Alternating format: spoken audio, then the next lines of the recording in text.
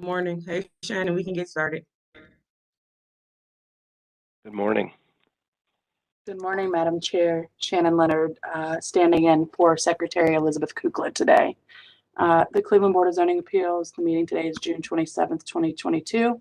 In compliance with notification requirements of the city's open meeting law and section 101.021 of the Codified Ordinances of Cleveland, Ohio, 1976, notice of this meeting has been publicly posted.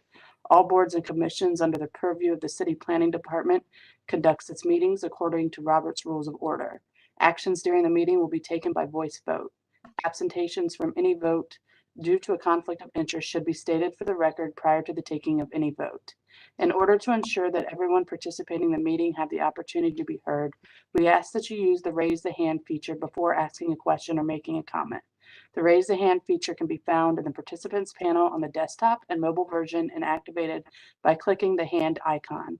Please wait for the chair or facilitator to recognize you and be sure to select unmute and announce yourself before you speak.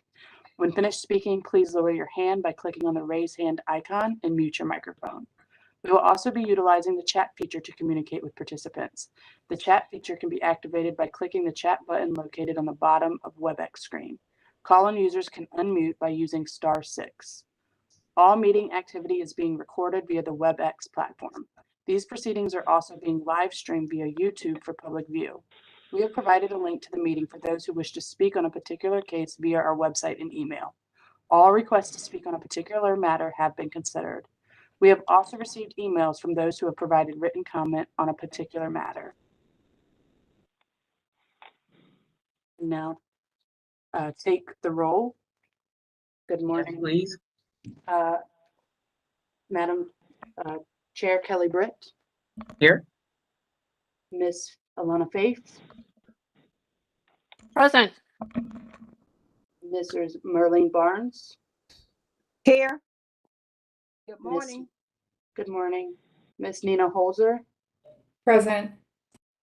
And I believe Miss Brown is Ms. Brown is out today, yes. out today. All right, thank you.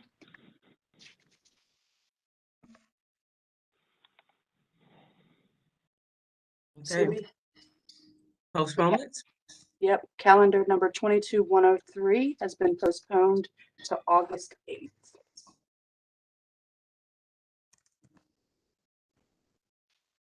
Okay, so anyone here for this case for 22-103 has been postponed until August 8th, so you don't need to stay on for the meeting unless you just want to hang out with us this morning.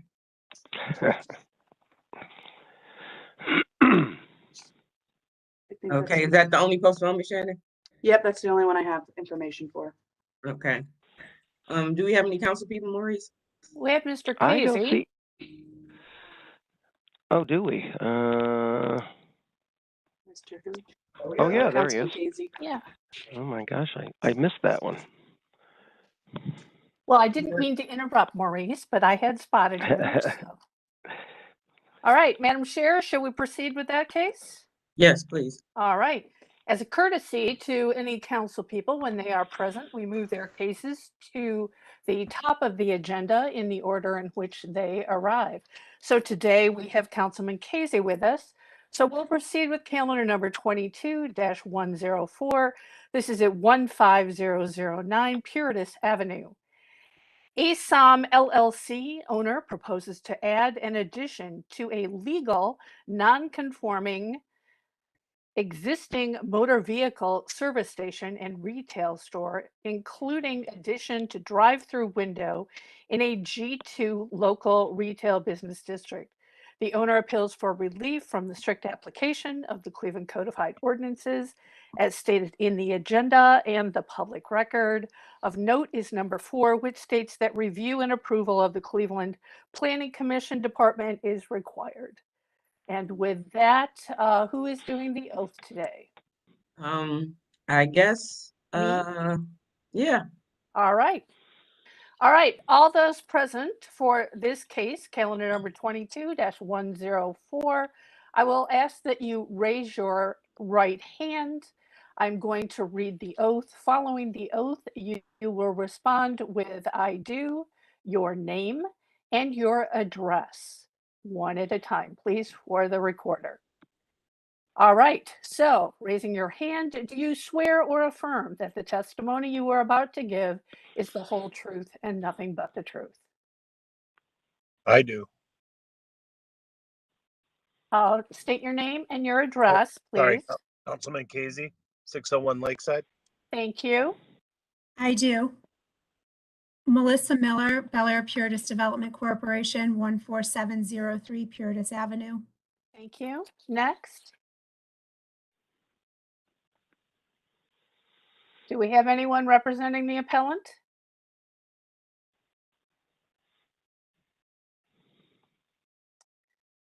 Apparently, we do not have anyone representing the appellant. Madam Chair, how would you like to proceed? We will pause this, give them time to show up before we end the session today.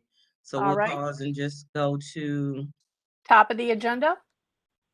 the next case, but which I think I see that Councilman Griffin is on now. Is that Oh, is correct, he? Maurice?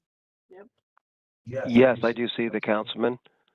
All right, we'll go to his case next. All right, let me flip back to that. So that was postponed. Right, that's the The only 103rd case. one? Is that the only one he Yes, has? unless, Yes, Okay. All right, Councilman, that was postponed till August 3rd or 8th. Which one? August 8th. August 8th, yes. Okay, is Stokes Hetzler- West wasn't on the agenda today? What, I'm sir? sorry, what'd you say, I thought Councilman? Stokes West was on the agenda. That's not on the agenda today? Stokes West? Hessler is near the end regarding old business. Oh, yeah, that's old business case. If Right. you're talking about Hessler, Okay, so I would have to just come back on then? yeah, Okay, thank you. That's thank at the you. end. That's at the end, sir. Yeah, I'll come back at the end. Okay. Thank you. All right, so top of the agenda. top of the agenda. All right. Okay. All right, we will begin with, and I believe, Maurice, are we hearing 89 and 98 together? I'm sorry? This is regarding 1127 Parkwood. No, it will be Oh, I'm 89 as a sorry. standalone. It'll be 98, 99, 100, Yeah, and 101 that'll be heard together. But thanks, those are not Shannon. the first ones though. First one is Right, no, Parkwood. they're not. I have two, though, on my agenda listed as 89. Same address. Are they the same case, just entered in twice? I'm sure it's just a typo. All Yeah, right. that looks like a typo, yeah. All right. All right. Great. All right. So proceeding with calendar number 22-089. This is at 1127 Parkwood Avenue. Joran Jenkins, owner, proposes to establish use as a residential facility for 5 occupants in a B1 two-family residential district. The owner appeals for relief from the strict application of the Cleveland Codified Ordinances as stated in the agenda and the public record. And so we will go to the oath. All those present for case number 22-089, I would ask that you raise your right hand. I'm going to read the oath. Following, you will respond by saying, "I do," stating your name and your address for the recorder. Do you swear or affirm that the testimony you are about to give is the whole truth and nothing but the truth? I do. Farron White, 1127 Parkwood Avenue. And may I make one small comment? Let's get everyone sworn in first, if there's Okay. anyone else, and then you can comment. Is there anyone else? All right. Madam Chair, I'll let you take Thank over. you. Okay, Ms. White, what did you want to say? This is actually the owner, Joran Jenkins is the owner of the house, but I am the tenant who will be running the residential care facility as the owner operator, Farron White. So just wanted to make sure that was on the paperwork. Okay, go ahead, present your case. Tell us what you want to do. We didn't get history. We did not, and it's right here in my face. In the case of the Mondays right now. Okay, sorry, history of the property, please. Yes, the history of the property. So there's been no change in the zoning since 1929. In 1908, there was they erected a dwelling and garage. There was no variances on file. On May 18th, 1994, there was a permit for installing a wooden fence. And on March 12th, 2020, a certificate of disclosure stated that the legal authorized use of this property was for single family. All right, legal standard, please. Madam Chair, members of the board, appellant is requesting a use variance and an area variance from the spacing/distance regulations of the zoning code. To obtain the use variance, appellant must prove that denying the request will result in an unnecessary hardship particular to the property, such that there will be no economically feasible use of the property without the variance, will deprive the appellant of substantial property rights, and that granting the variance will not be contrary to the purpose and intent of the zoning code.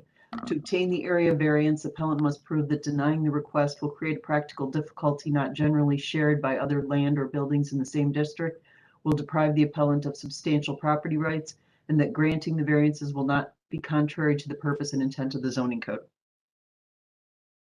All right, now, Ms. White, tell us what you like to do. Just want to let you know up front that you're here mainly because there's an ordinance in place that residential facilities can't be within 1,000 feet of each other. So just want to let you know that up front. So go ahead and tell us what you want to do. Alrighty. First, I'd like to say good morning and thanks for hearing my case. I have been working on trying to expand my residential care facilities for about 2 years now, and I've been running into a few bumps. I want to say that in 2018, I received my first licensure in the state of in the city of Warrensville, and it was a licensed home for 6 occupants, and it was targeted towards women of ages between 21 and 38. What I plan to do with this group home in your city is I plan to implement the same type of programs that I have in effect in Warrensville right now. Basically, what we do is we have several programs which would help excel some of these people who needs to be taken off the street, who may need help with housing, people who may need help in direction with as far as where to start to get a GED or how to go about getting enrolled in certain workshops as far as barber schools and hair schools. I actually have a program implemented with some of my family and friends. They're willing to allow some of these people to come in to receive some type of licensure to help them move forward in their future. We will have 24-hour security on site. We also will have a live-in staff member. We do have a transportation service as well that is attached to my LLC. It's called Just Like Family Healthcare Services. And we're pretty much just trying to push these people in the right direction and let them know that there is always a second chance out there. And, I was blessed enough to come from a 2-parent household who were able to allow me to pretty much make decisions for myself, but still have, their guidance and their input on it. And a lot of people don't have that. So I just want to be able to give back to the community and be of assistance. I do plan on having community events as well, as far as like barbecues and community services events where we will go around and we'll give back to the community as far as giving out food at the homeless shelter, 2100, the homeless men shelter. And then we also have a program with Murtis Taylor as well. I do plan on using this dwelling as a residential care facility for up to 5 residents. This home, however, is not going to be just women. I noticed that it can get, a little catty just with all women in the house. So I do want to have it to be co-ed this time. I am targeting towards a higher demographic because of the area and the 1,000 feet regulation as far as how many people, how many residential care facilities can be within the same feet from each other. So I do want to target a higher demographic just for lesser conflict or anything of that nature. But I do know that the stipulations that some people may have about these residential care facilities and think that they may be a nuisance to the community in such a sense. But, people that struggle with mental illness, they're people just like us, and they're just looking for a home and well, I know the ones that I have, we get to interview all of our clients to make sure that we're able to provide that certain level of care for them. And the clients that I do intend on taking into this house at 1127 Parkwood will be self-sufficient. They will be able to work. And they just, need someone to help them lead in the right direction. We will be implementing payee services as far as people that will oversee them and make sure that they're doing what they're supposed to be doing. We will have people on staff to make sure they're taking their medication regularly. They're going to be receiving meals up to 3 times a day, including a snack. We also will be helping them implement daily ADO services. So, I do feel as if I can be of a help to the community in a sense. And I actually met with councilman of, I believe is he? Councilman Conwell. Yes, yes. And then I also met with the state chairman as well, if I'm not mistaken. He's over so there goes wards and then there's districts, correct? You probably spoke to the precinct, maybe the precinct committee person, but we're only worried about what the councilman. So what, after you talked to the councilman, what did he say? The councilman, when I talked to him, he actually said that he asked me the same questions that you guys asked. And he just wants to make sure that we're just not coming into the community and just not being of attendance to this. We're actually invested. And I am totally invested. I have history in this. I'm in the medical field and I'm actually really passionate about this. So he pretty much just said, okay, just make sure that you stand on what you say because you will be annually inspected with the city of Cleveland. And I think I'm up for the task. And did we get anything from the councilman about this case? No, I don't have any information. Maurice, do you? No, I do not have any information. As a matter of fact, I had reached out, I had emailed Ms. White, and I never got a response saying that we would need some kind of confirmation from the council person and potentially a community meeting because that's what the board always requests for these types of residential facilities, especially when there's 5 other residential facilities around here as well as 2 houses away. I believe I had a letter on But yeah, file. no, I haven't gotten anything. Yeah, that's what I was gonna say, Ms. White, because the facility you want to open is really in a high cluster area of several residential facilities. That's the reason why that 1,000-foot rule came into place, because it started popping up everywhere. And so what we prefer is that when that is the case, that you speak to the community, talk to your neighbors about how they feel about another residential facility coming up in their area. And so I applaud you for reaching out to the councilman and speaking to him. But what I think you need to do is to give your case a chance. What I think you need to do is to reach out to the community and talk to them first, and then come back to So us. would you advise, when you say reach out to the community, do you mean like a petition or? I mean, some have done that. Some have just gone door to door to tell people, what they're doing and, have them sign off on it. Some have reached out to the council person and actually, had them help them with an actual meeting to meet in one place, to talk about what's going on. But I really think just due to the saturation of this area right now with residential facilities, I think it would be best for you to do that. Okay. Madam reach Chair, out. I think I think the Famicos Foundation is the Community Development Corporation in that area, Oh, and I think yeah. they'd also be more than happy to assist you with, Oh, you know, getting yeah. some kind of a community meeting or something together. And then that with a letter from the Councilman Conwell. I do I have a think that letter the on board file would love to from, reconsider this. thank you so much. I'm not Yeah. sure if it's showing in there, but I do have a letter on file from Terrence Upchurch. We don't know who that is.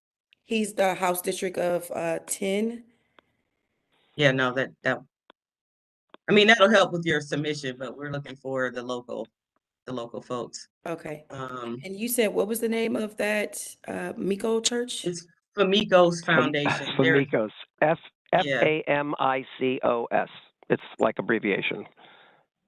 There you go. Shannon just put that in the and chat just put for it you. in the I'm sure chat. they would be more than happy to help you out with Yeah, they're the local talking to community the community. development corporation, and they can probably help you pull a meeting together so you can talk to your neighbors about what you want to do. Shannon, I want to give her enough time, so maybe like 60 days.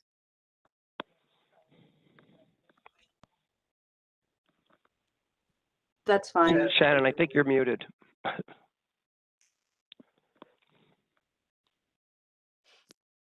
So we can just give her a date. So I think that brings us to August 8th or August 15th. We'll give her the 8th. We'll give her August 8th. So Ms. White, you have until August 8th to get, you know, all your ducks in a row and get, so you want to make sure you have support from the council person as well as your community, and then we'll hear your case again. Thank you so much. I really appreciate the opportunity. You're welcome. All right, we'll see you in a couple of months. All right. Have a good day, guys. Thank you. You too. Bye. Okay, moving along. We have calendar number 22-098, 22-099, 22-100, and 22-101.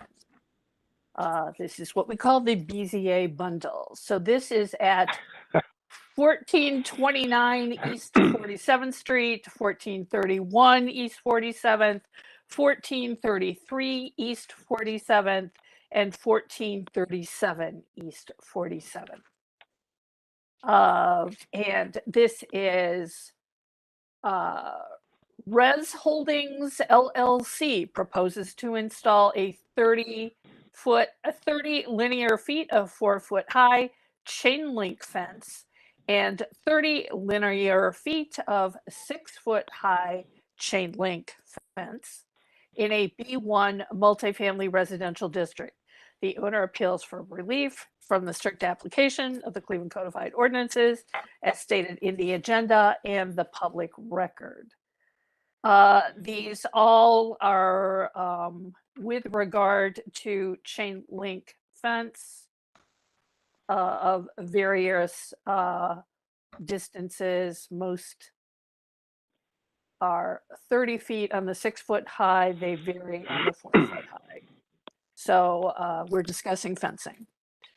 So with that, I will proceed with the swearing in. All those parties that are present to make statements on behalf of these cases I just read, please raise your right hand. I'll read the oath. Following, you'll respond with "I do." State your name and your address for the recorder. So here we go. Do you swear or affirm that the testimony you are about to give is the whole truth and nothing but the truth? I do. Jim Sturmack, 4703 Superior. I'm sorry, can you say that louder, please? I do. Jim Sturmack, 4703 Superior, Res Holdings. Thank you, Jim. Next. I do. Sherry Renee, 1445 East 47th Street. Next. I do. Eric Pachida, 2535 North Haven Boulevard, Niagara Falls.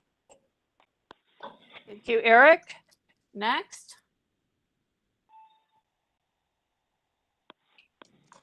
I don't see any more. All right, Madam Chair, that concludes the oath. Thank you. History of the property, please. Yes, ma'am. For 1429, 1431, 1433, and 1437 East 47th Street, all four properties were originally zoned semi-industry. In 1941, the zoning changed to multifamily. For addresses 1433 to 1437, there was a Board of Zoning Appeals case 66-388, which was granted to establish a 30-car parking lot and to demolish two residences for an industrial machine company. And then when we pulled our files in 2019, 1429 had a permit pulled to demolish a one-story dwelling unit. And that is all of the history that we have, Madam Chair. Thank you. Legal standard, please. For all four of them, Madam Chair, members of the board, appellant is requesting an area variance from the fencing regulations of the zoning code. To obtain the area variance, appellant must prove that denying the request will create a practical difficulty not generally shared by other land or buildings in the same district, will deprive the appellant of substantial property rights, and that granting the variance will not be contrary to the purpose and intent of the zoning code. Thank you. Okay, who will be the spokesperson for this case? I'll start. And that is? My name is Jim Sturmack. I'm the Jim. managing Okay, member go ahead. of Chris Holdings. So we are proposing putting up a fence around the property. Sherry Renee of Cosmic Bobbins, she does community outreach for Cleveland. And in that last picture that was just on the screen that you can see, there is existing fencing that goes up all the way down the street up to the sidewalk, which is what we're proposing to do. Doing an ornamental fence would just be very cost prohibitive to do that area. So that's the basic proposal. Sherry or Eric, if you want to add to that, you can.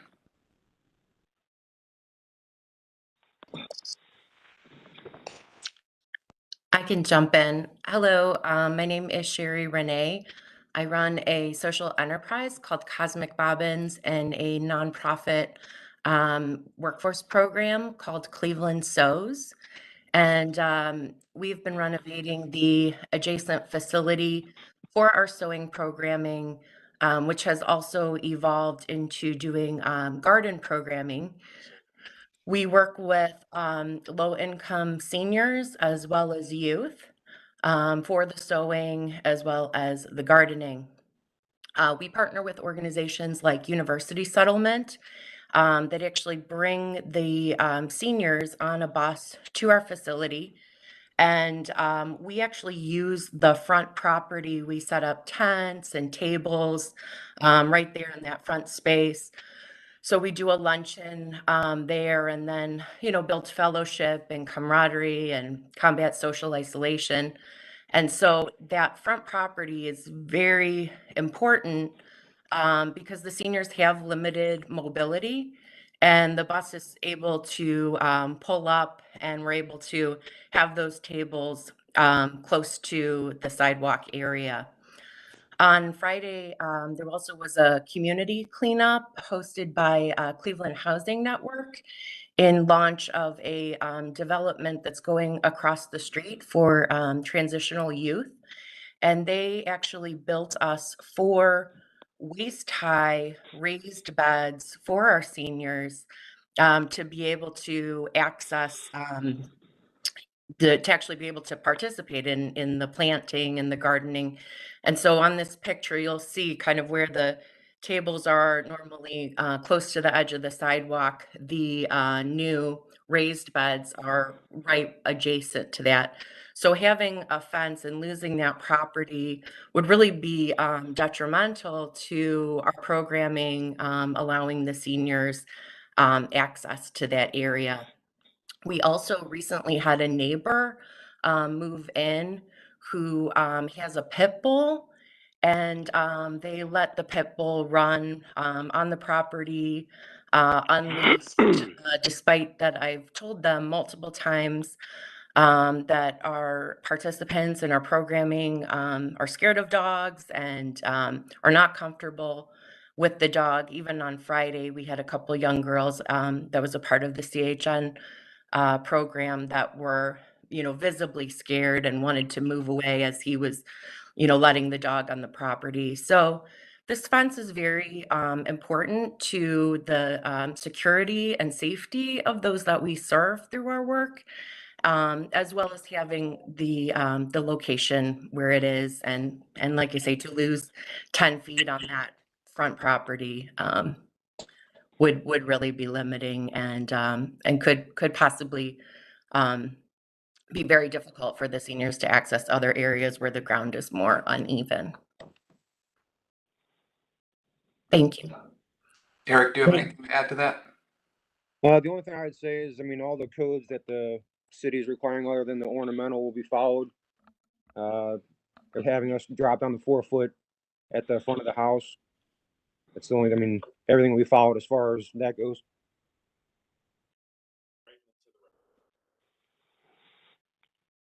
Okay, so Maurice, the write-up went pretty quick by. So the issue of the fence is outside of being chain link, is that some of it's in the front yard? Yes, Madam Setback. Chair. And of course, because as the criteria for that piece of code, stipulates that if there is existing chain link fence in the area, which I can confirm there are like 4 houses adjacent to this property, they all have 4 foot high chain link fences in the front yard. You can, and you can see it right there. The only thing that we would ask is that you continue the 4 feet to the front yard setback of the adjacent properties, and so you go to 4 feet where the orange is. Where the orange is on this side right here that I now have up. So you'd match that 4 feet, and then you can go up to the 6 feet as soon as the house starts. But other than that, we fully support this. It's a great use for a community garden and whatever community access space you want to use for this. And the fact that there are, like I said, existing chain link fences. Otherwise, we normally wouldn't recommend approval, but there is a condition, that this meets. I agree. I just wanted to clarify that and make sure that those were the 2 issues. Okay, board, any questions for anyone? I just wanted to clarify, Maurice, so you're saying 4 foot to the porch or to the neighboring beginning of the structure?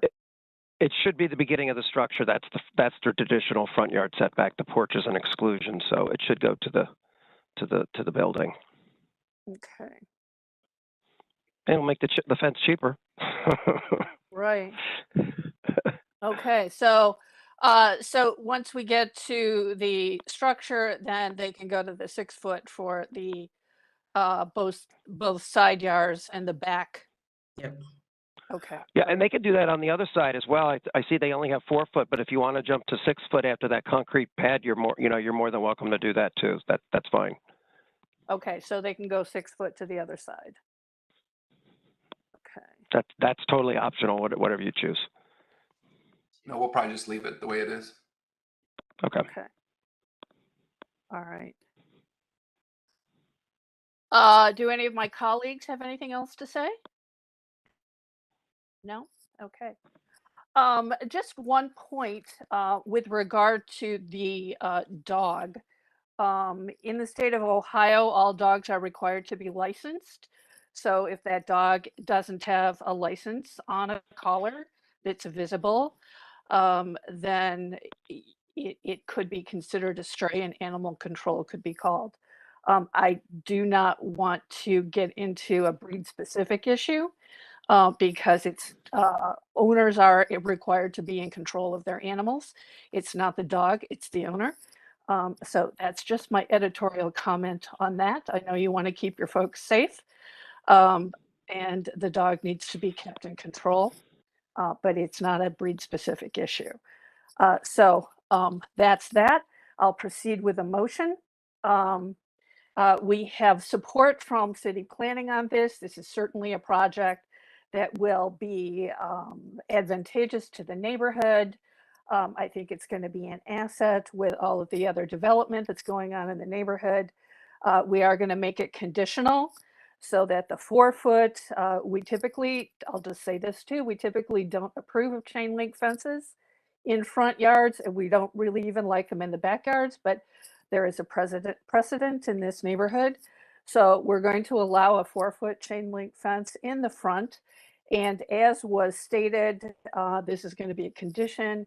The 4-foot will go on the side of the existing neighboring house, will go to where that house begins. And then you can switch to the 6-foot on the side lot going to the rear, across the rear.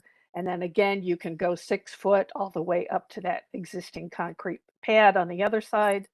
But as you stated, you probably are going to keep that as 4-foot. So that's the only stipulation with regard to the motion.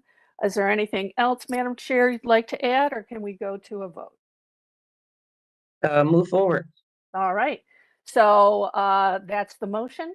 So we can move forward. All right, can I have a second, please? Second. Ms. Holzer with the second. Go ahead, call the roll. Ms. Britt, Yes. Ms. Faith, Yes. Ms. Barnes, Yes. Ms. Holzer. Yes. So this case number 098, 099, 100, and 101 has been conditionally approved. If you could resubmit the site plan showing the conditions that the board showed, and this will be as soon as we receive that, imagine as soon as possible, the decision could be ratified on July 11th when we come back after July 4th holiday. All right. Thank you, everyone. We'll look forward to see this coming to fruition. Thank you Thank very you. much. We Thank you appreciate so it. much. We wouldn't need to be on that July 11th meeting, correct? No. No. Thank you. Thank you. Appreciate your time. Thank you. All right, moving on to. Madam Chair, it appears Councilman McCormick has now logged in. All right. All right. So that would be the Fairfield. and West 11th. Yes. Okay. Okay, go ahead. Unless, is Councilman Casey still here? Yes, I am. I believe the architect for Puritas is actually here now. Is that true? Yes, and with apologies to the councilman, I had seen the agenda and thought we might be jumping on a little later, so I'm sorry I arrived late. Okay, we can go with that case then. All right, so we're gonna welcome to Councilman McCormick. Councilman Casey was on, and his case will go next in the agenda since the appellant representative is present. So we're going to proceed to calendar number 22-104. This is Assam LLC. Owner proposes to add an addition to a legal non-conforming existing motor vehicle service station and retail store, including addition of drive-through window in a G2 local retail business district. The owner appeals for relief from the strict application of the Cleveland Codified Ordinances as stated in the agenda and the public record. Of note is number 4, Cleveland Planning Commission Department is required. And with that, we will now proceed to the oath. All those present wishing to make statement on calendar number 22-104, please raise your right hand. I'm going to read the oath following. You'll respond with I do, state your name and your address for the recorder. I do swear or affirm that the testimony I'm about to give is the whole truth and nothing but the truth. I do, Councilman Casey, still on Lakeside. Thank you. I do, Melissa Miller, Bel Air Puritas Development Corporation, 14703 Puritas Avenue. Thank you, Melissa. Next. I do, Jim J.P. Potacek, Larson Architects, 12506 Edgewater Drive, Lakewood, Ohio, 44107. Thank you, Jim. Anyone else? I do, Adam Davenport, City Planning, 601 Lakeside Avenue. Thanks, Adam. I do, Josiah, Speedy Gas, 15009 Puritas Avenue, Cleveland, Ohio. 1441035. You were breaking up there. Could you just repeat that address quickly for us and your last name? Joe Zayed, 15009 Puritas Avenue, Cleveland, Ohio. I'm the property owner. Thank you. You're welcome. All right, is that everyone now? Okay, Madam Chair, to you. Thank you. History of the property, please. Yes, ma'am. The original zoning was zoned general retail in 1929. In 1976, it was changed to local retail business. In our record room, we found that a service station was erected in 1952. And in 1990, there was a variance for a double-faced identification sign that was granted. And in our most recent records, we found that in 2009, there was an established use as a gas station and a vehicle service garage. That's all we have. All right, thank you. Legal standard, please. Madam Chair, members of the board, appellant is requesting area variances from the expansion, landscaping, and fencing regulations of the zoning code. To obtain the area variances, appellant must prove that denying the request will create a practical difficulty not generally shared by other land or buildings in the same district, will deprive the appellant of substantial property rights, and that granting the variances will not be contrary to the purpose and intent of the zoning code. All right, thank you. Okay, so who will be the spokesperson for this case? Won't read that, so I just send some short thing and that it's no I longer can't, necessary. I can't hear you. Who's speaking? My apologies. This is Jim J.P. Potacek again, the architect for the That, project. Russell's not pursuing variance or Someone, whoever is speaking, needs to Need to mute mute yourself. themselves. build anything there. That looks like Chuck Hoven. Chuck Hoven, please mute yourself. Sorry, Madam Chair. Jim, you can proceed.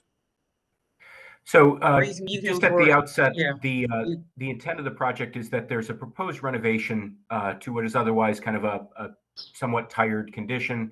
The owners have done similar renovations to other convenience store gas stations that have improved the look of them and have upgraded to try to keep pace with. My name. Please, can you mute him? To Thank keep you. pace with some of the customer needs. At the outset of this project, we conceptually reviewed it with Adam Davenport. He noted a few non-compliance issues with our proposed plan to start with. So as we went through trying to develop a proposal for both the renovation of the building and this consideration of reuse of the final westernmost former service bay to be used essentially functionally as a drive-through condition to the C-store. He had identified a couple items which we then course corrected as part of our landscape plan, which this actually would be very helpful. Along 150th Street, there was a 10-foot landscape barrier that or landscape screening that was requested. So we've installed that. And then at present, there's it's basically a chain link fence, pursuant to the last conversation before the board. They're not very great at screening anything and generally not very aesthetically pleasing. So as part of this consideration for using the rear of the building as a drive access point to reach that final westernmost bay, we're proposing putting a board-on-board 6-foot high fence and then a full strip of landscaping. The unfortunate reality of the practical difficulty of where the building exists now is that we have room to essentially create a drive-through condition that would allow us to access and meet the turn radiuses to get into the building.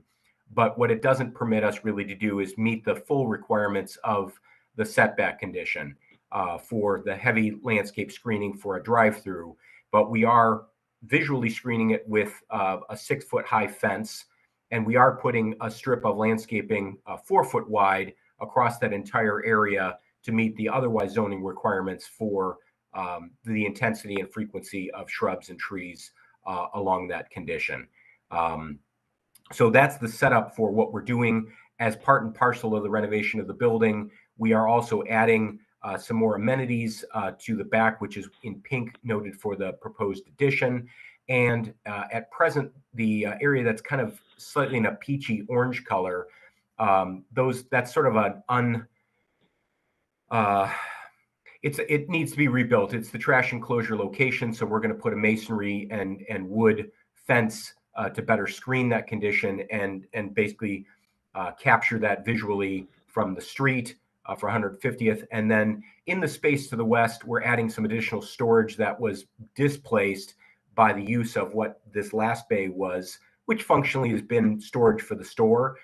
So there's some storage and some cooler that would then support this drive-through condition. And essentially we're placing it all on the back so that we don't have a stack condition onto what is a very heavily trafficked Puritas road. It works to take most of the traffic off 150th, which is the primary, and then there's enough for a stack condition to go through. But it's primarily driven as a convenience in a post-pandemic condition, or even just for the convenience of a mom in the car with her kids to get them unbuckled, unset, to have this ability to come in, have someone from the store come out and fetch things for someone and just hand it to them in the car is just a convenience trend that these owners are working hard to, recognize that they are running a convenience store, and this helps implement that. So happy to address any specific questions about the proposal, but I think that's the primary driver for why we're asking for what we're asking. All right, thank you. Melissa? Thank you. We have worked with this owner on other buildings that he does own. Once he does do a complete rehab on a gas station, he does high quality work. They are an asset to the neighborhood. We've talked about some issues that we've had in the past, and he's rectified them. We do support this zoning variance for Puritas Avenue. We feel that Puritas, if any in our street for this type of business, would be the ideal location for it, since it is mostly a vehicular street. There's not much pedestrian traffic on Puritas Avenue. And, seeing that there are limitations, he is doing his best to do the heavy screening where he can. So overall, Bel Air Puritas does support this variance. Thank you. Adam Davenport? Good morning. Thanks, Madam Chair. City Planning is supportive of these variances for a couple reasons. So JP briefly mentioned that him and Melissa and the ownership had talked kind of prior to bringing it to design review. And we solved a couple issues. One, noting that this is going to remain a gas station. I think there's like some inherent characteristics with the site plan itself that we wanted to clean up. So that landscaping bed on 150th would have been an additional zoning request if we hadn't talked before, like design review. So we fixed a couple of those things. I think this is the best case scenario given that it will remain a gas station. So they're sprucing up the building. I'm not sure if that slide was included in the presentation, but the new kind of facade that JP has drawn up is, I think we'll give it a nice refresh. And then the landscaping and kind of fencing, I think also respects the screening requirements for the adjacent neighbor to the south as well. So we're supportive of the variances. I think we lessened them to a degree that is satisfactory, and then a couple other ones we just eliminated. So thank you. Thank you. All right, Councilman Casey. Good morning, Madam Chairwoman, members of the board. I appreciate your time this morning. We have met with the owner of the property as well as the architect, and hopefully the landscaping of the business is going to come to fruition with the support of the variance for the drive-through. We've worked with this owner of the property a number of times. He does own a couple of other businesses in the ward. He's always been responsive. So I'm in full support of this, as long as the landscaping that's included is actually going to be part of the whole rehab. All right, thank you, Councilman. Mr. Zayed, did you want to add anything else before we wrap up? No, just wanted to thank everybody for acknowledging our work and what we do, and it feels good to say what you're going to do and do it, and people to realize that, so we can continue to grow and improve different properties in the neighborhood. So thank you, everybody. Appreciate it. That's all. Thank you. Okay, I'll open it up to my board. Any questions or comments? Hearing none, Madam Chair, I'll proceed with a motion. Okay. All right. Mr. Zayed, I think it speaks well of your work that everyone seems to give you praise for your previous projects. So high expectations for this one, I guess, and we'll hope to see this, particularly the landscaping, looking wonderful. We have, and thanks to Mr. Casey for patiently staying on with us. And thank you for your support of this project. Ms. Miller from Bel Air Puritas CDC, thank you for the support of the CDC. Mr. Davenport from City Planning also supports this project. We've heard Mr. Davenport say that some of the variances were removed and some have been mitigated. So we have a shortened list of variances that are necessary for this project. So it sounds like it's fully supported. And again, high expectations for this, and it will be an asset to the neighborhood. Certainly like the idea that there's going to be a drive-through that will be a convenience as JP stated, for moms with kids in the car. So that's excellent. So with all that being said, Madam Chair, I move that we go ahead and approve these variances for calendar number 22-104. Thank you. Can I have a second, please? Wait, didn't they say? Barnes. Ms. Barnes with the second. Go ahead, call the roll, please. I just want to clarify, Madam Chair. I thought that they said that they did not need variance number 3. Is that correct?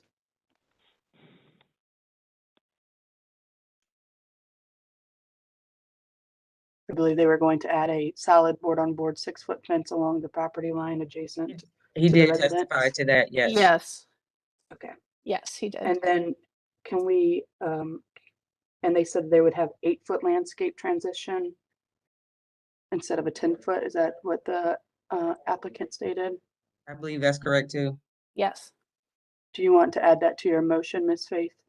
Yes, if you would add that as a clarification. Thank you, Shannon. So for clarification, the applicant, we are proposing to approve the variance requested, noting that we do not need variance number 3, so that will not be included.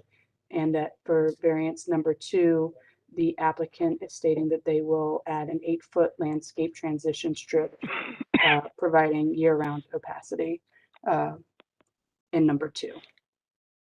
Calling the roll. All in favor. Ms. Britt? Yes. Ms. Faith? Yes. Ms. Barnes? Yes. Ms. Holzer? Yes. This case number, I apologize, case number 22104 has been approved and will be ratified on July 11th. Thank you. Thank you, Shannon. Thank you. Thank you, Madam Chairwoman, members of the board. I appreciate your time. Thank you, Councilman. All right, moving on to Fairfield, I believe. Correct. Councilman McCormick, we're gonna move to your cases next. And these are calendar number 22090 and 22091. These are respectively 1111 Fairfield Avenue and 2226 West 11th.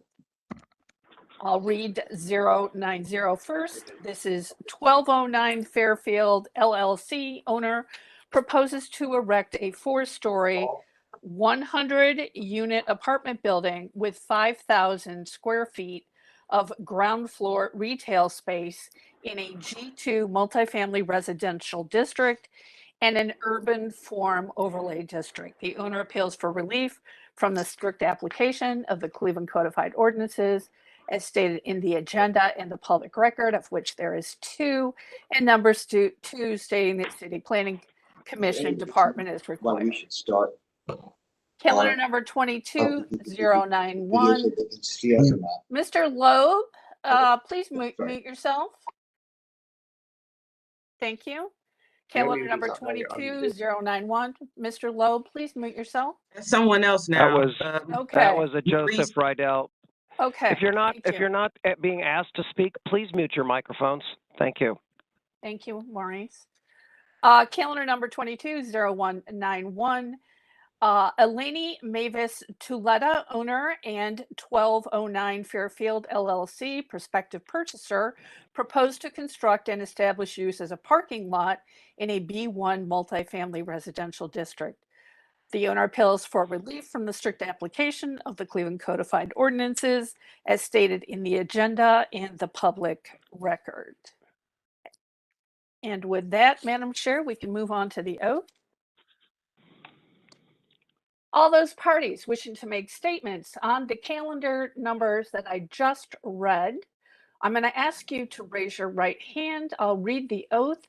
Following, you will respond with "I do," state your name and your address for the recorder. I do swear or affirm that the testimony I'm about to give is the whole truth and nothing but the truth. Please respond one at a time. Alejandro Cortez, 1301 East 9th Street, Cleveland, Ohio, 44114. Thank you. Next. Aaron Taylor, 469. I do. Aaron Taylor, 469 Literary Road, 4413. Thank you. I do. Kerry McCormick, 601 Lakeside Avenue. Thank you, Councilman. I do. Corey Reardon, 2406 Professor, 44113. Thank you. I do. Nick Catanzarite, 1301 East 9th Street, Suite 3500, Cleveland. Thank you. Is there anyone else? I do. Keith Sutton, 2301 Hamilton Avenue, Cleveland, Ohio. I do. Thomas Loby, attorney for Keith Sutton, Micro House, and Dave Trito. I do. Robert N. Brown. I do. Sherry Umpleby, 2242 West 11th. I do. Crystal Fung, 2232 West 11th Street. I do. David Torito, 2242 West 11th Street.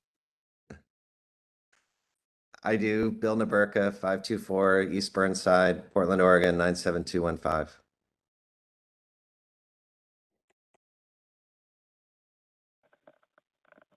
Is that everyone? Hopefully. We have a party. All right, Madam Chair. Yes, we do. Yes. All right, Madam Chair. On to you then. All right. History of the property, please. The history of the property was read at the previous meeting, so I do not have anything on file at this moment. All right, great. Legal standard? For both the legal standard, Madam Chair and members of the board, appellant is requesting a use variance from the regulations of the zoning code. To obtain the use variance, appellant must prove that denying the request will result in an unnecessary hardship particular to the property, such that there will be no economically feasible use of the property without the variance, will deprive appellant of substantial property rights, and that granting the variance will not be contrary to the purpose and intent of the zoning code. All right, thank you. All right, who is the spokesperson for this case? Madam Chairwoman, before we begin, just one matter of housekeeping. My name is Alejandro Cortez. I'm one of the legal representative for the applicant. We had submitted an additional piece of evidence this morning to Mr. Rulins for the board's consideration. We just wanted to make that clear to everyone, and then we asked that the board consider it and include it as part of the record. Thank you. Madam Chair, I do not have access to my email at this time. Anything that was submitted after Friday, we generally don't display. Right. Okay. We understand that, but we just ask that it be part of the record if possible. Thank you. Thank you. All right, who's the spokesperson for the case? Good morning, Madam Chair. Aaron Taylor, J-Rock Development. It's nice to see you all again. Thanks for your time and thanks for your patience as we work through this. We based on how the last meeting went and then some communication we received from the neighbor's attorney, we felt it was important that we also had coverage on that regard. So just bear with us as we work through that. But I know that we spoke through the 1111 project, and that's the mixed-use apartment project. And so I'll repeat whatever you want or not. And so I'll kind of follow your lead on that. But just to kind of note, I feel it's important that we received unanimous approval on a number of levels. You know, we went through the appropriate steps through the Block Club with the Tremont West Economic Development Corp, of course, through the Near West Design Review and the Planning Commission. And everyone is excited about this apartment project and excited about the retail component of it. And that's the variance that is needed. It's just a retail use. To that point, Madam Chair Lillian Curry even made a comment about, hey, you know, it's surprising that we even have to get a variance for retail in a situation like this because it probably should be required. But needless to say, I just think that this corner and this neighborhood is generally excited about it. And we're going to talk through a few of those reasons why and a few reasons why the 2226 parking lot is essential for the success of the project. So let me know what you'd like me to cover. Yeah, I believe last time we got through most of it before we realized that the write-up was different than what you proposed. So if you could just give a brief overview of the project, because I believe the write-up had less units than what you said you were going to have. So if you could just go over that that quickly, and then we can get more into the West 11th property, because that's what we really didn't talk about the last time. Sure. Yeah, so to your point, the project showed 3 less units than what we're proposing, though that didn't require a variance. And so we currently have 100 residential units, and we have the ground floor corner retail. The retail, again, is the component that has the variance attached to it, and of course the Planning Commission approval, which we received. So it's a 4/1 apartment building. Over one is a partially submerged parking garage with 92 stalls. The building in total is of just under 130,000 square feet, and it's on the corner again of Fairfield and West 11th. To note, the other 3 corners do have retail, and 2 of them have a mixed use component. So they have some apartment, some rental units, and then ground floor retail. So it's a similar use. And it's kind of what, you know, was this corner really demands in proper planning scenario. So we're excited about the design. We really are a design forward group.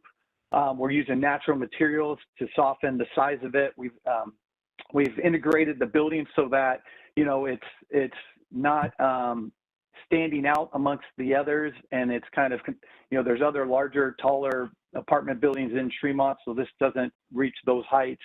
And we think it blends in well, and it's going to be a, you know, exciting addition from a design level, from a use level, from a good community standpoint. We really work hard. We've done so at all of our projects, specifically Electric Gardens and the neighborhood just steps away, to, you know, program and create community in our building, which a healthy community within our building kind of flows through to the neighborhood. And so these will be good neighbors for folks, and we're, you know, really excited about that part of it, because I think that's a healthy community. When you have a diverse community, it's a healthy community. So that will add to that. So these are a mixture of studios, 1 bedrooms and 2 bedrooms, and 2 3-bedrooms. We have an exterior amenity deck, which is shown on the back.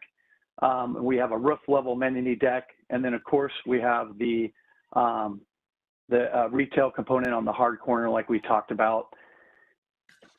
This is showing our landscaping plans with the trees and the lighting. Any additional questions on any of that? Nope, you can move into the parking lot. Okay, yeah, 2226 West 11th parking lot. Now, just a question on that. Do we do that now and then go for a vote for both? How does that work? Yeah, you can present that now, but we'll vote on them separately. Okay, got it. So 2226 West 11th, this is the neighboring lot that we own. It's on its own parcel. Through the community process and just also through, understanding from a developer in the area of a larger apartment building and the need for parking, we acquired this site for the use of parking. We've developed in Tremont for years, and we've done a number of projects, and the number one concern the neighborhood has is parking. And so when we went through this process, when we're going through with the Driftwood project, that was the number one concern. And so we were working through the opportunity to buy 2226. At the time, we didn't have it under control fully, so we couldn't guarantee that we would have it at that time when we first met with the block club. But that was what they said. Hey, we're worried about parking. This is what we need. And so we let them know that, hey, we're trying to get that. And since that first meeting, we did acquire it. When it came back, we shared that with them. And the block club was very enthused about that. And so we went through the process as we're supposed to. And when we went to the vote, we had a unanimous approval vote from the North of Littery Block Club, which I think is important to note. And then we went to the Tremont West Economic Development, and we also saw, strong support from that group as well. The councilman strongly supported it. The Planning Commission, the city supports parking for this project in Tremont because everyone knows that parking in Tremont is of great need. And the history of this site on the corner is currently a parking lot. And if you know this area, you see cars in there often. What's important for the viability in the neighborhood and all that to create the activity, then that parking is essential to a building that's not going to be half full because we don't have enough parkings, which is kind of a required amenity. So you'll see in the plan that there is a fence there and it's set back from the neighboring building. And then there's 24 parking stalls. We do show a transformer there near the front, but we're going to move that back off the front and we're going to move it to where the appropriate setback is per the city. We haven't received that feedback yet of where that should go, but we will put it wherever that is required. So what will be there in its place is maybe one more parking stall, maybe not. And then we'll probably lose 2 parking stalls further back to support the clearances that will be required for that transformer. And then we'll screen it. We'll screen that transformer appropriately so that it does not stand out.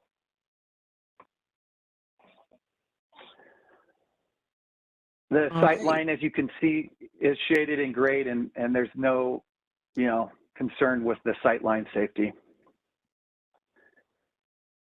Okay, thank you. All right, so I'm just gonna hit the list here of people that swore in if they have something to say or not. So I will start with Mr. Reardon over at Tremont. Thank you, Madam Chair. This has been discussed in the community quite a bit, starting with the Block Club meeting. I believe it was April 19th. Went to the Economic Development Committee on May 5th. Both unanimously approved those. There was conversation about needing to contact the directly impacted neighbor, which did happen. It was then tabled at BZA. The Block Club agreed to hear from the neighbor at their June 21st meeting, at which time the Block Club was still very, very supportive of the building. There was questions about the parking lot. There was a vote to request a postponement on the parking lot from Councilman McCormick, is my understanding, that the councilman was not going to ask for that postponement, and you don't have it. You have letters to the effect of all of those requests, starting with the April 19th Block Club, I believe, and you received a letter, hopefully, and Maurice, I don't know if you received it before the end of Friday, but there should be a North of Literary Block Club letter for the meeting on June 21st. All right, thank you. So some people I didn't catch the last name because it was going kind of fast. So I have Nick. Madam Oh. Chair, real quick, that is the letter that I received June 21st from the that Mr. Reardon was referring to. I do have that on the screen. Okay, great. I believe that's what he was referring to. Yeah. Okay. All right, so Nick. Yes, Nick Catanza right here with J-Rock Development. And I would just reiterate a few things that Aaron mentioned, and specifically as they relate to the parking lot. You know, the parking lot could be viewed as an accessory use under other provisions of the code. But the city's interpretation of it is that a variance was required. And specifically the 8 conditions that go along with the parking lot of this nature. And I think we can run through those. We can run through those points, but we do satisfy each of those conditions that would be required for a parking lot of this nature under the code. So if there's any question about whether we're charging for these spots or whether it's a public lot or it's going to be screened, we've worked through all those details and we satisfy all those criteria. And Aaron's point about parking being such a critical component of a project like this cannot be understated. There will be a severe hardship if we are not able to utilize that land for additional parking. That would result in the building being underparked. It would result in additional cars being parked on the street, and you won't have a viable project if that happens. Okay, thank you. Chief Sutton. I'm going to ask that Mr. Tom Loby speak first, and I would also like to ask that our exhibits that were sent over on Friday be pulled up for us to communicate through that. We have a number of witnesses that will be speaking. Mr. Loby will be first. Mrs. Sherry Umpleby will be second. Mr. Torito will be third. Mr. Bob Brown will be fourth.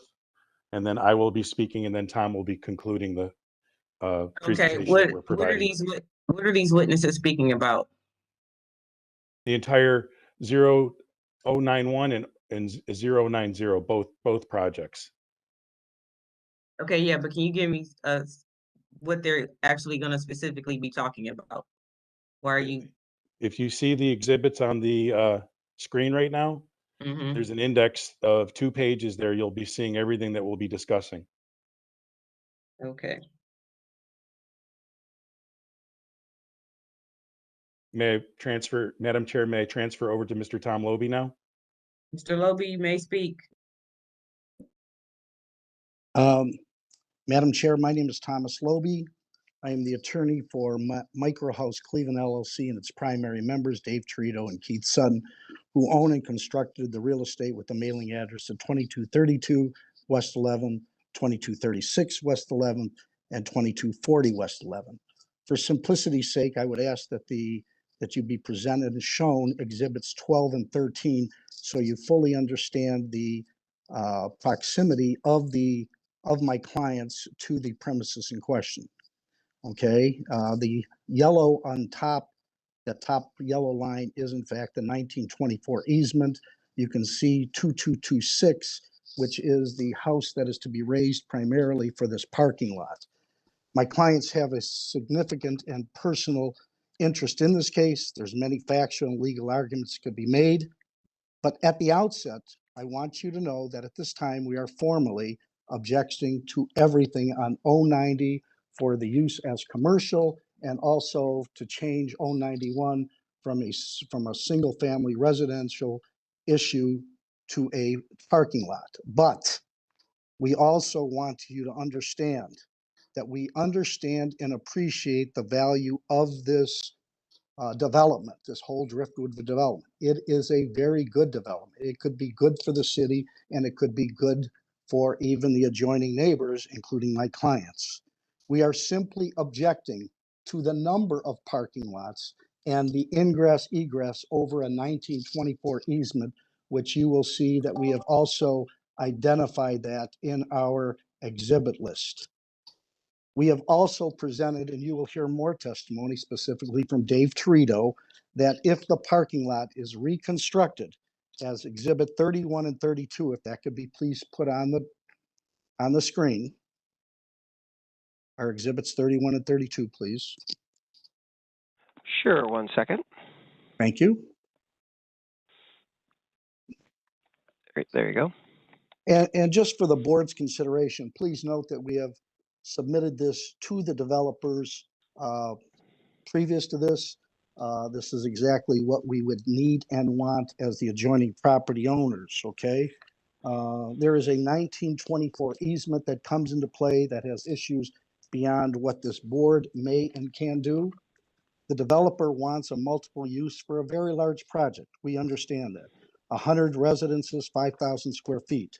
The board can reject the use in 090. The board can reject the use in 091. The board can reject both, or the board can adopt both but put conditions specifically only on 091 to limit the number of cars and the ingress and egress from approximately what will be 23 cars down to 13.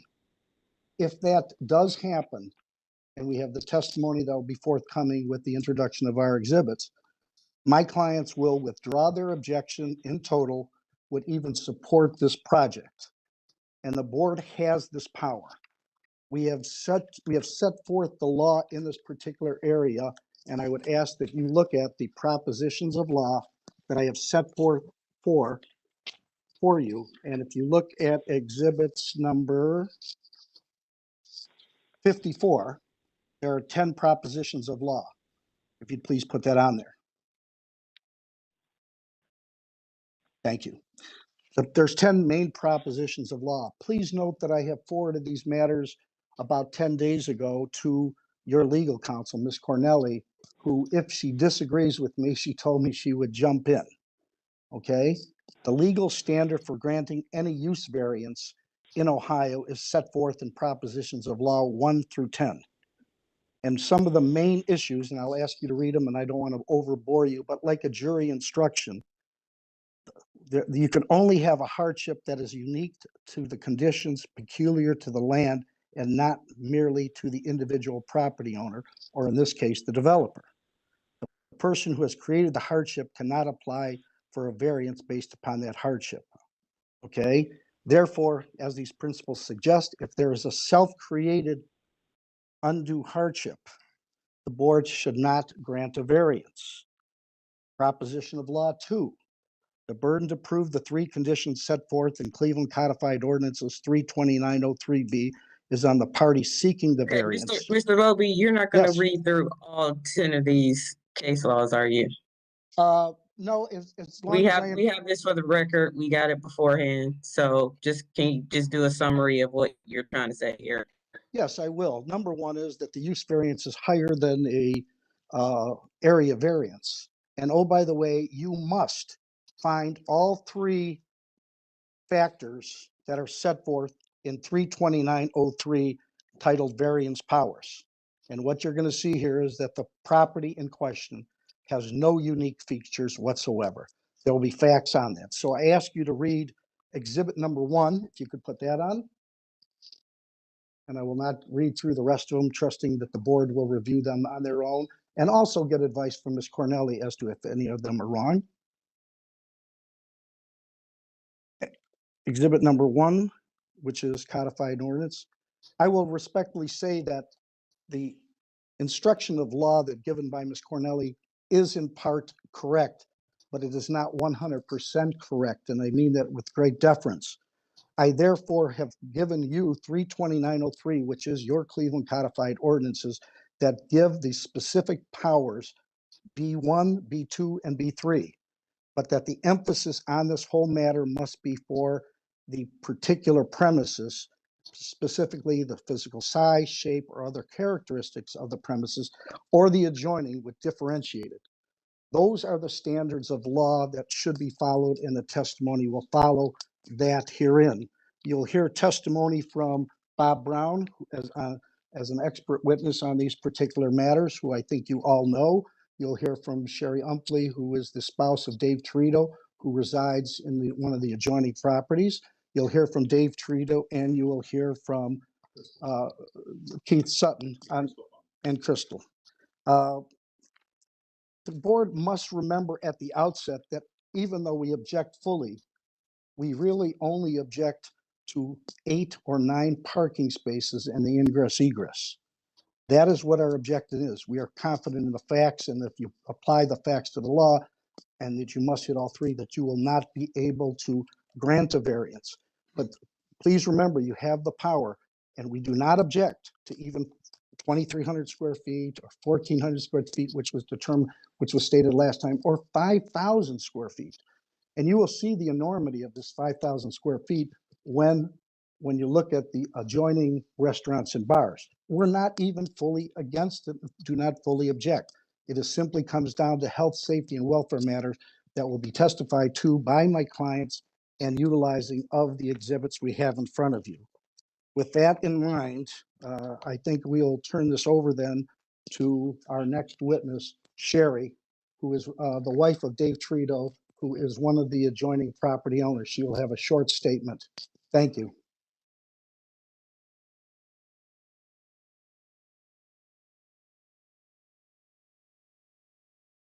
Appear to be muted, ma'am. Hello, Madam Chair and the board. Thank you for your time. As Mr. Tom Loby stated, the main concern here is safety. I just wanted to let you know, first and foremost, that we were never notified by the block club. We never had any notification, anything in writing to be able to attend the meeting. So I wanted to put that out there first and foremost. I was blindsided by this, but again, we're for the property, we're for the community thriving, and the main thing is the safety. Right now, we have a fence. They're taking over that parking lot. We have a fence right now. I was broken into my home. There was a breach in the fence from the commercial property behind us. Luckily, the man is in jail, so that has since been remedied. So that is a concern because we are going to be tethered to a parking lot, which anyone, any Uber driver, any random person can be parking there. It will be connected to our home. That is a huge concern for me. But we understand that these things happen and there's some things that we can do to make it safer. The other thing is that we have a residential easement, which is our driveway. This is now going to be traffic in and out. Anybody can come through at any speed, hitting me, hitting my dog, hitting our neighbors. We all watch out for each other. And it doesn't make any sense. Like I said, now we are divided. There is a fence. It is safe. And this is going to be opened up for anyone. Hundreds of people coming in and out next to your home every day, all day, who you don't know. So all we're asking for is to be reasonable and to be fair. I mean, it's turning into a road. I've lived here 18 years. I've been part of the community. And the one thing that I understand, we can't control everything. There's always a risk, but we can limit some of the things that we can do to keep our community safe, our neighbors safe, the other residents safe. So we're just asking for somebody to be collaborative, work with us, put a plan together as a community to ensure our safety. And that's it. That's all I'm asking. Okay, thank you. Thank you, Madam Chair. Thank you. Who's speaking next?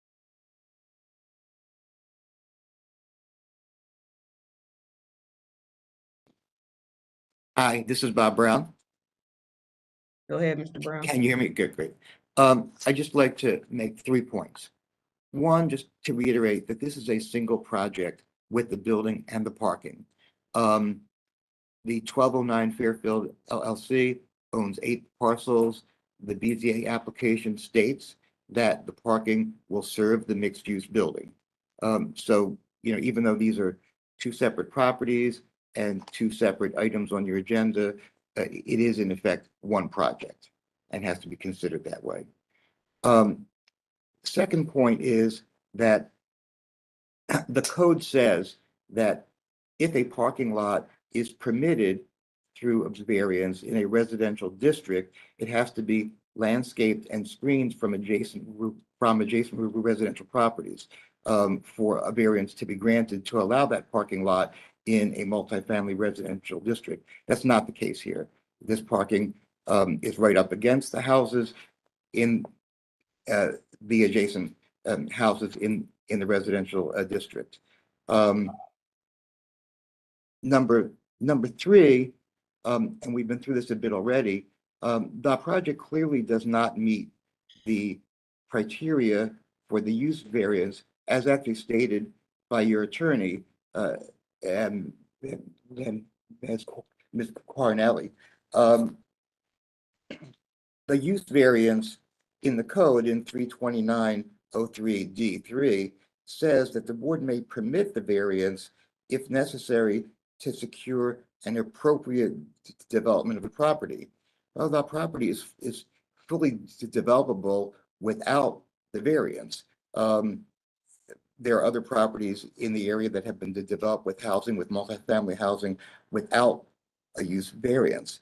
32903B of the code says that there's a limitation on the variance powers and that there has to be a practical difficulty, as you know, or unnecessary hardship that adheres in and is peculiar to the premises. Well, this is not the case.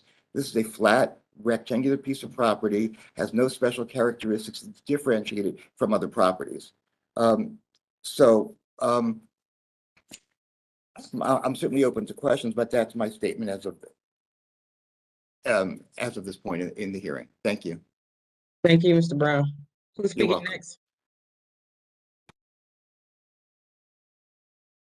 This is David Torito, 2242 West 11th Street. May I ask that you put up the exhibits individually instead of side by side? They're very small on the computer screen. And I will go through those. Some I will spend very little time and some I'll be more descriptive on. And Torito, make sure that you only address what the previous people that have spoken have not addressed yet. We've heard a lot of testimony on where the driveway is going to be, where the fence has been removed, where people have safety issues about the easement. So we don't need a repeat of what's already been said. So if you want to speak on these matters or speak on, new information that we haven't heard from the previous testimonies, okay? all right, I could give some description, better description. Are you able to have the single picture instead of the double pictures on the screen, or is that just the way it shows? That's just the way it That's shows. just the way it shows. I can zoom in on anything that you want me to zoom in on. But otherwise, yeah. That'll work fine.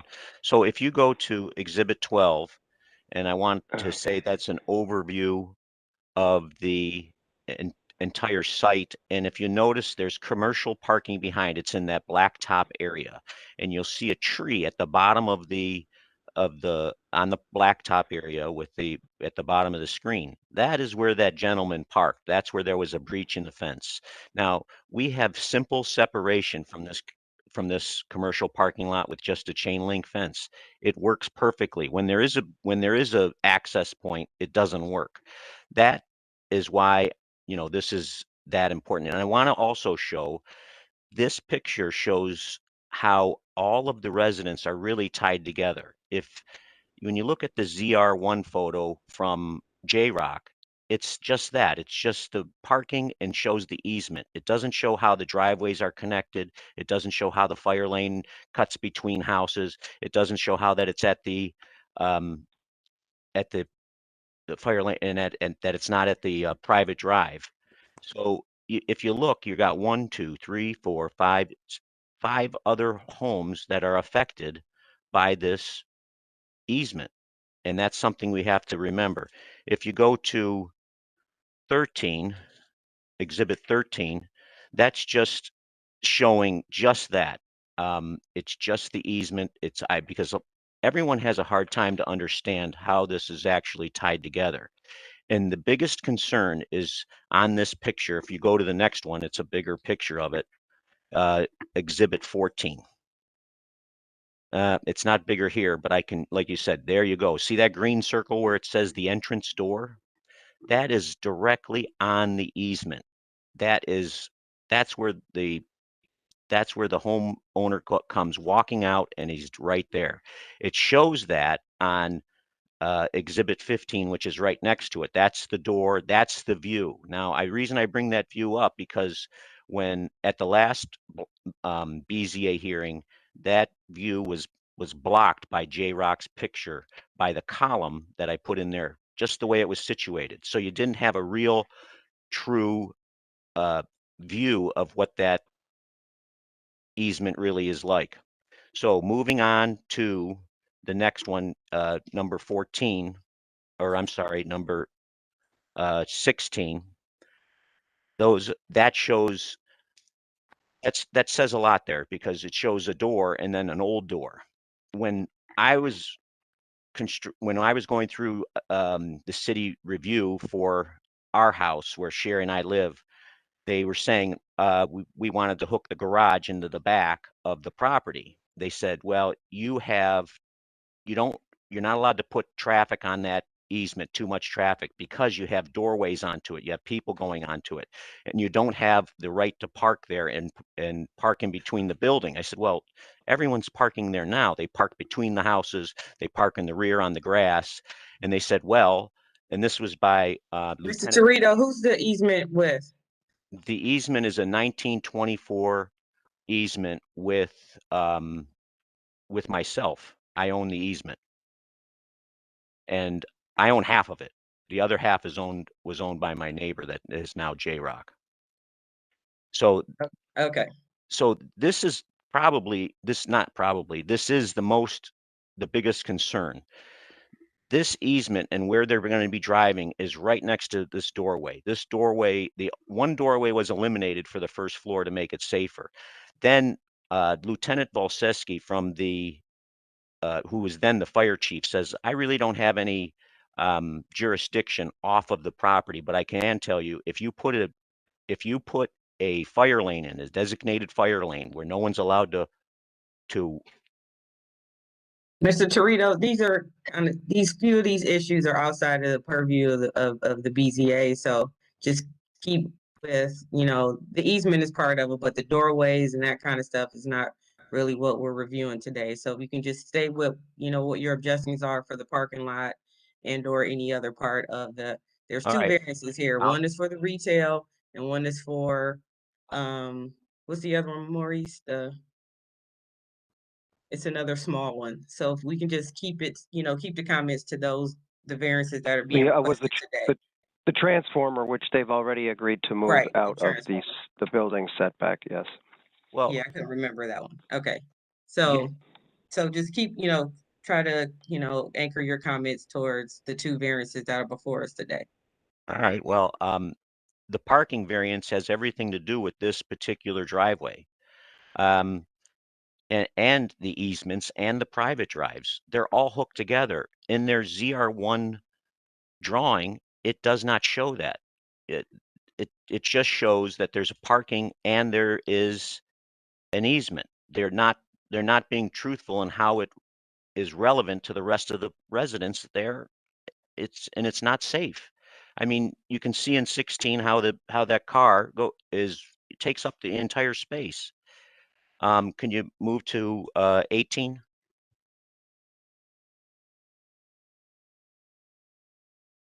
To the next one? Okay. You have to realize how tight this truly is. You're not getting all the information. That doorway swings directly onto the easement. That's a safety issue. That view on 18 is from standing on J-Rock's property and looking down. That doesn't show that in their drawing. Those are green pavers. Those are not meant for commercial use. The parking that we use in the back is also green pavers because it's residential. It doesn't get a huge amount of traffic.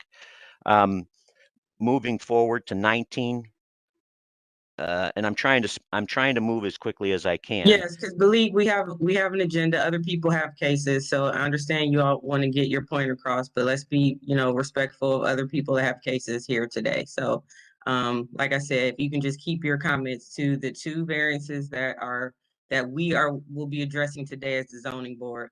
We're not looking at fire lanes and that kind of stuff. So just keep your comments to what we have power over, which are the 2 variances that are being requested today. Yeah, but ma'am, they're going to use that fire lane. There's nothing. This gets back to the But variance. I don't have any power over the fire lane is what I'm trying to tell you, Mr. Torito. So we have to weigh the evidence on what we can rule on today. So you have to give us the evidence to the 2 variances that are being requested. We're not Okay. reviewing the fire lanes because we don't review fire lanes for BZA. Can we go to drawing 30? We'll skip ahead to drawing 32. So that is a drawing that I made myself. Of course, it's not pretty in any way, but what that is that shows 13 spaces. It shows, if you look that red line down the one side of the easement, that's the fence that separates that part of the parking to everything else. If not, if they stay on that easement, they have access and they will use it like a cul-de-sac according to city architecture. They'll pull in, not see any spaces, drive around the easement. I know you don't want to hear about the fire lane and drive down the other private drive, but that is our main issue. And again, I know it seems like I'm trying to say I don't want the project, I don't want the parking, I just want it to be safe. You have the powers to do the right thing and say, yes, the code says that you're supposed to separate it by a fence. That's exactly the way the other commercial parking lots are now. The one behind me, the one that's one lot over from me, they're separated by a fence. This is separated by nothing, and it meanders through all of the houses. I don't mean to speed along, and I don't mean to dwell on one thing too much, but it's really a safety concern. And Crystal Fung, who lives there, I mean, she could tell you, which you probably don't want to hear, of how there is a difference in getting into her house or getting out of her house. If there's one thing I would like to add about this parking lot, I had a radius turn study done, and that is exhibit 30. Could we go back to 30 for just a second? I want people to realize what's happening. So if you look at exhibit 30, Riverstone Engineering uh, has a drawing made that shows that that typical car cannot turn into those spots. Now, granted, I know J-Rock says they're going to lower it down to 20 or 21, but the truth is they're using the houses as a backstop. That's not what it says in the code that you're allowed to use for a parking lot. On that backstop, you have people, you have houses, now granted, the brick house that's the one in the back will fare better than the front house, which is just wood. But, God forbid somebody hurts Crystal or runs into the door and she's injured or something like that. That's what I need you to look at. And you have the power to say, hey, you need to put a fence on the back of this. That's how you need to separate this commercial property from all of those other residents. That's the right thing to do. And that's the way the law reads. I'm not asking to stop it. I know it looks like that, but this is how we have to fight this. I mean, I can't even go through all the exhibits I want to show you because time is of the issue.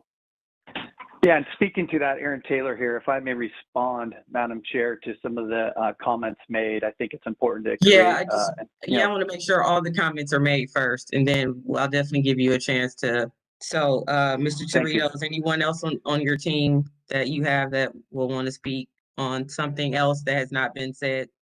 No, I did want to talk to you about the difference about the sizes of the parking spaces that I presented compared to theirs.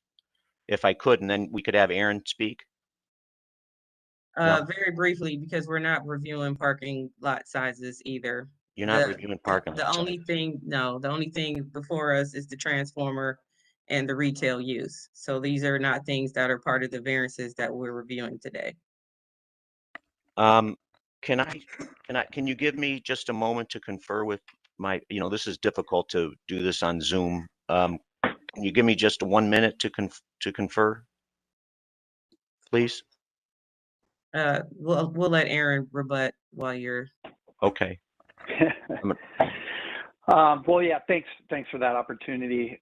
There's a few things that are really important to point out because there has been some half-truths and not factual items that are stated to be factual, but are not actually that case. So, Maurice, if you could pull up 2226 West 11th final plan, And that is the our parking lot plan. And then those are the exhibits, the following pages I included with that show the kind of the conditions currently there. So yeah, thank you. So we've been transparent throughout the process. It's really important to us. We're in the community and we're going to be doing business here and working with the community for a very long time to come. So transparency to us is essential. So we did send this to you all and showed kind of the current site conditions and all that. There's just a few things that need to be clarified. One, the easement, yes, is in place. It's a shared easement. We have 4 feet and they have 4 feet. We are not looking to have a cut through to the back commercial lot. That there's a fence there. We're showing on our plan that we're going to have landscaping there, so it's not going to be a throughway. No, he's talking in about. addition, no, it's not. Sorry, they're not muted. I'm getting distracted. But so in addition, part of the issue comes from a lot split that was created by Microhomes, Keith Sutton, and Dave Torito. And they seek the variance to have 2 lots broken down into 4 lots. And at that time, when they sought that lot split, and there's a recorded plat that we provided, to the BZA, they also gave the access easement, the rights to that access easement to the other homes. And then they also showed 6 parking spots that they created on that as well. And so basically they went to the city to do what we're doing. They went to seek a variance to allow for density, and then they used the easement that was in place, and they granted that easement, the other lots they created, right to that easement, so they could then access a parking lot that they created. And that's shown on the plat. That's a recorded document. So to be clear, there's no existing fence that we've taken down or we're proposing to take down. So that fence doesn't exist. So I'm not sure exactly what they're talking about. It's really important to note that the access drive easement and the access easement is going to be much larger than it is currently now, as you can see in this plan. So although, yes, there's 4 feet and 4 feet of an access easement, you can see that the actual drive aisle is much larger than that. And we're very happy to work with them if there's a bolliard issue or something like that they need to provide on their easement to protect that door. That's no problem. That can be done. They can figure that out. I mean, I'm sure we'd work with them on that. A few things that just are good to clarify too is we're not talking about hundreds of cars. We're talking about parking for the project. We're talking about their neighbors. And we're going to secure and we're going to make sure that there's cameras and things of that nature to make it private and to make it secure and safe. This lot was available to buy and we bought it, but they had the right to buy it too, and they chose not to. And so these issues are being created because they seek variances that we're seeking to. They were granted those variants. They did a parking lot. And then they just relied on the neighbor for privacy, because really that's what it comes down to. They're worried about the privacy. And they relied on the neighbor for the privacy. And they could have bought the lot like we did, and they just chose not to. So those are important items to note. Nick, do you have anything else that you wanted to add to that? Yeah, I think if you can go back to Exhibit 13. And it's, I'm glad you're clarifying some of this, but also, like I've said 5 times earlier, we're here for 2 variances about the transformer and the retail use. And I haven't heard anything from anyone about those. So I understand your position, Mr. Taylor. You're just trying to rebut what was being said earlier. So I'm giving you the chance to do that. But I just want to remind everyone that the time spent here, what BZA has purview over today are the 2 variances that are being requested. So that's what we'll be voting on today. So I don't want people to get caught in this rabbit hole of other issues that folks may have. So, but go ahead, Aaron. Mr. Brown did raise his hand. Okay, I'm going to let Aaron and or Nick finish their rebuttal, and then we'll. Yeah, I'll just finish. When we heard from Mr. Torito when we heard from Mr. Torito about this proposed alternative parking plan, we were open to it. We met him on site. We walked it together. We listened to his concerns. And the fact is, the layout he proposed does not work. And it does not work because it actually makes the situation less safe than what we're proposing.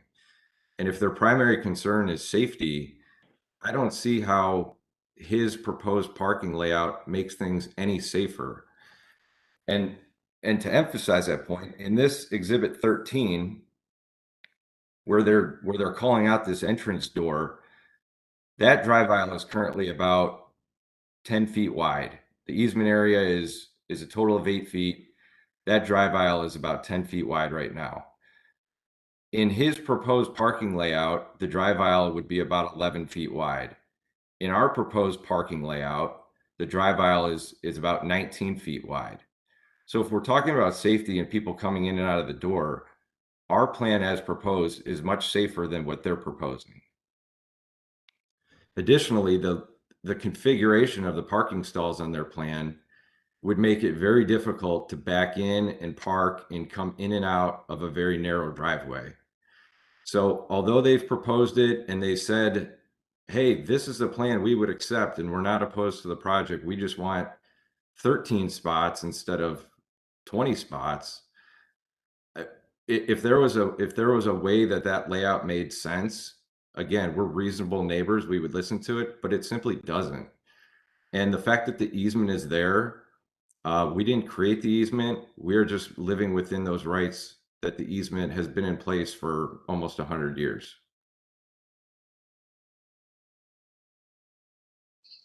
Madam Chairwoman? Madam Chairwoman?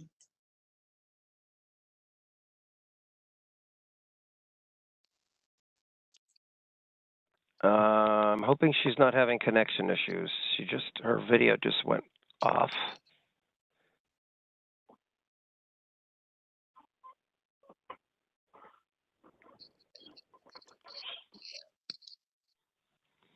Ms. Brett, are you there?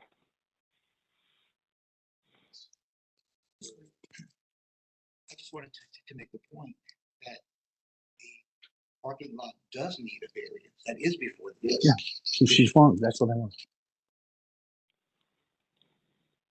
Ms. Britt? Ms. Faith or somebody else on the board, did you want to take over for? I would like to give her an opportunity to get back on this case, Maurice. And while we're waiting on Ms. Britt, I just have a comment, Ms. Barnes, if it's okay. It seems like a lot is going on with this, and I don't think we should be involved in this and that. Did they have a meeting to discuss all of this before? Does anybody know? Okay, sorry, my computer went ziggity boo and went down All for a right. sec there. That's a Ms. technical Barnes term has too, a right? question. It is a technical term, yeah. I heard Ms. Barnes' question, and Thank yeah, you. all of this had, been discussed, as you heard from others, community meetings and everyone else, and so these things have been discussed. The project has been discussed. You heard from the CDC, it was approved by them as well. So we haven't heard from a few other people just yet. But hoping we can get to them. So I believe that I think Nick was talking before my computer went out. So I think it's just getting hot. It's been on for a long time. Madam Chair. So yes, Shannon. Just for clarification, so we are here for, so that you can maybe direct the testimony. So the variances here that are required is the retail use in a multifamily residential district, and then a parking lot in a multifamily residential district. And so on the agenda, you will note that there's several different criteria for you guys to kind of listen to Yes. determine if that parking lot is a good use for this property. Yes, we've had that. So I just want to make sure, Mr. Torito, if anyone else from your team, if you have anyone else that needs to speak, if not, we have other people that are signed up that need to speak as well. Yes, I'd like Keith Sutton and Bob Brown to talk as well. He has his hand up. I'll mute. Thank you. We've heard from Mr. Brown. I haven't heard from Mr. Sutton, so we'll let Mr. Sutton go. And then we need to move on to the rest of the list. So go ahead, Mr. Sutton. The councilman has his hand raised as well, Madam Chair. Yeah, no, I'm just trying to get everyone else out the way before I get to the councilman. I want to emphasize, Madam Chair, that we are here for a parking lot variance, not just a transformer issue and a variance for the building. There's an actual variance request for this parking lot, and that's an important aspect of why we're presenting the arguments that Mr. Torito was explaining about how this parking lot interacts with our properties adjacent to this project. So that's a very important point that I want to make sure is clear. You got it. I'd like to go to Exhibit 38, please.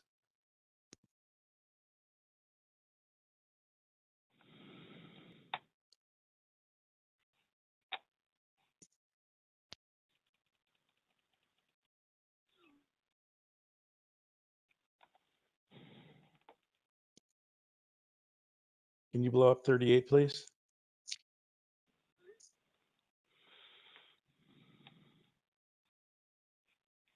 Thank you. I want to first explain that I have been a developer and builder in the neighborhood of Tremont now for close to 30 years.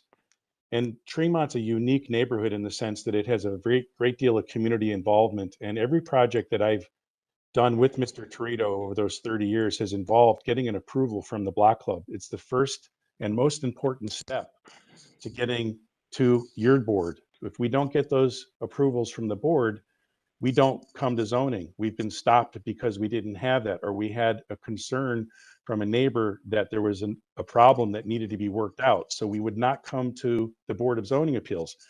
I want to point out that what was approved by the Economic Development Board here isn't what was approved or being requested today. If you look what's highlighted, it says it's 101 units and 126 parking spaces, but there's zero mention of commercial. Can we go to Exhibit 39, please?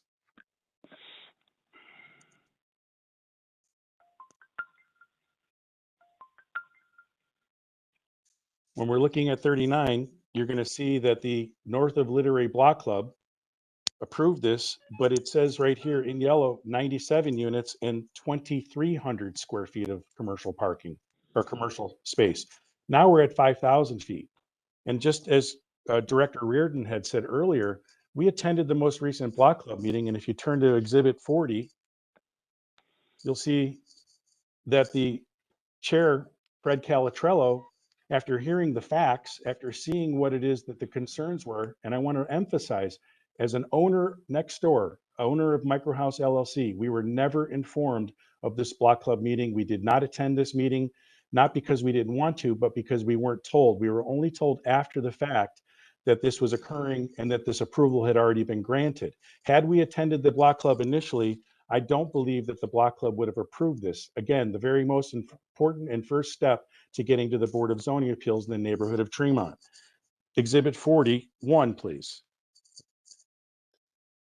This is again from the neighborhood planner, a neighborhood representative from the Tremont West Development Corporation, also explaining that the block voted unanimously to ask that we be able to present this to the Economic Development Board on July 7th so that they can better understand what our concerns were. That's why they reversed their letter of support. And I want to emphasize their letter of support was reversed. It is no longer That's not fully accurate. in support of this parking lot. And then again, Exhibit 42. This is the email from from Director Reardon to Councilman McCormick requesting that the hearing be postponed. Why this is not postponed, I don't know. It seems unusual to me that we're having to proceed on something that does not have support of the neighborhood, and furthermore, directly affecting an adjacent property owner, which is exactly the most important person here to be represented at a Board of Zoning Appeals. You are supposed to represent the neighborhood. You're supposed to help the people who are adjacent to a property. Mr. Torito and our properties here and Mrs. Umpleby are directly affected by what happens here. And I want to explain something about how this is being presented. It's an end around. The fact that we're having two zoning variances for one project is an exact end around. And the reason why it's an end around is that the back of the property is the easement. It is not the end of the property to the west or the east. It is the actual driveway. That is the end of the property, which if you look at the zoning code requires that a fence or some type of separation separate the driveway or parking lot from an adjacent property owner. And that is not what's being proposed here. Mr. Kanzerite says that the parking lot that we propose doesn't work, but it works within the confines of the codified ordinances. What they're proposing does not work within the codified ordinances of the city of Cleveland. What they're asking for is something that is against the law of the city. Let's go to Thank you, Exhibit Mr. 44, and Sutton. I'm just going to touch on these things. I'm not going to read them, please. Please, very brief. We need to move on.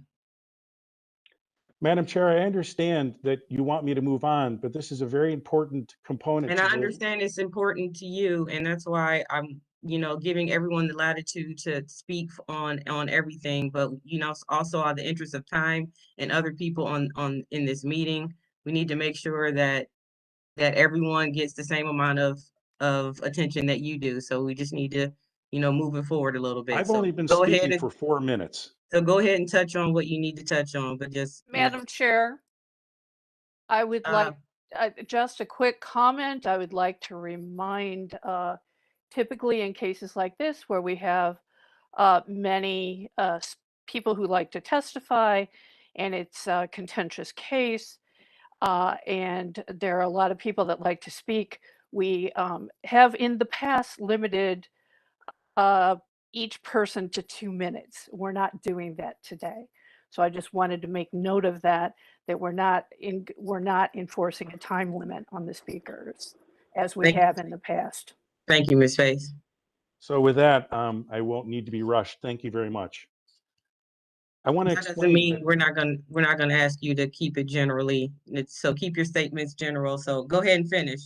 But if Okay. I feel like you're Again, going I on want to too long, I will emphasize interrupt. that the variance powers that should be granted are granted based on the fact that this property has some unique characteristic that would make that a hardship for them to do that. After conducting over 300 variances based on lot size for houses that I built in the city of Cleveland and in Tremont, it was based on the lot size. This has no need for a variance. They could build this exactly without any commercial component, without this parking lot.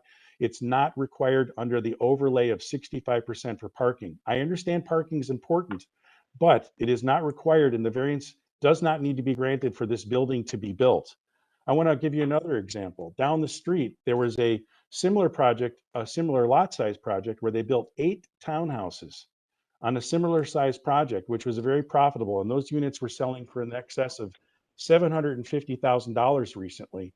There's no reason to have this type of density because you can still build something of that nature and not have a commercial component to it. Moving on, the sole reason that the developer wants to do all of this commercial, incorporating it into this project, is because it's economically more profitable. And that's the exact reason why they want to do it.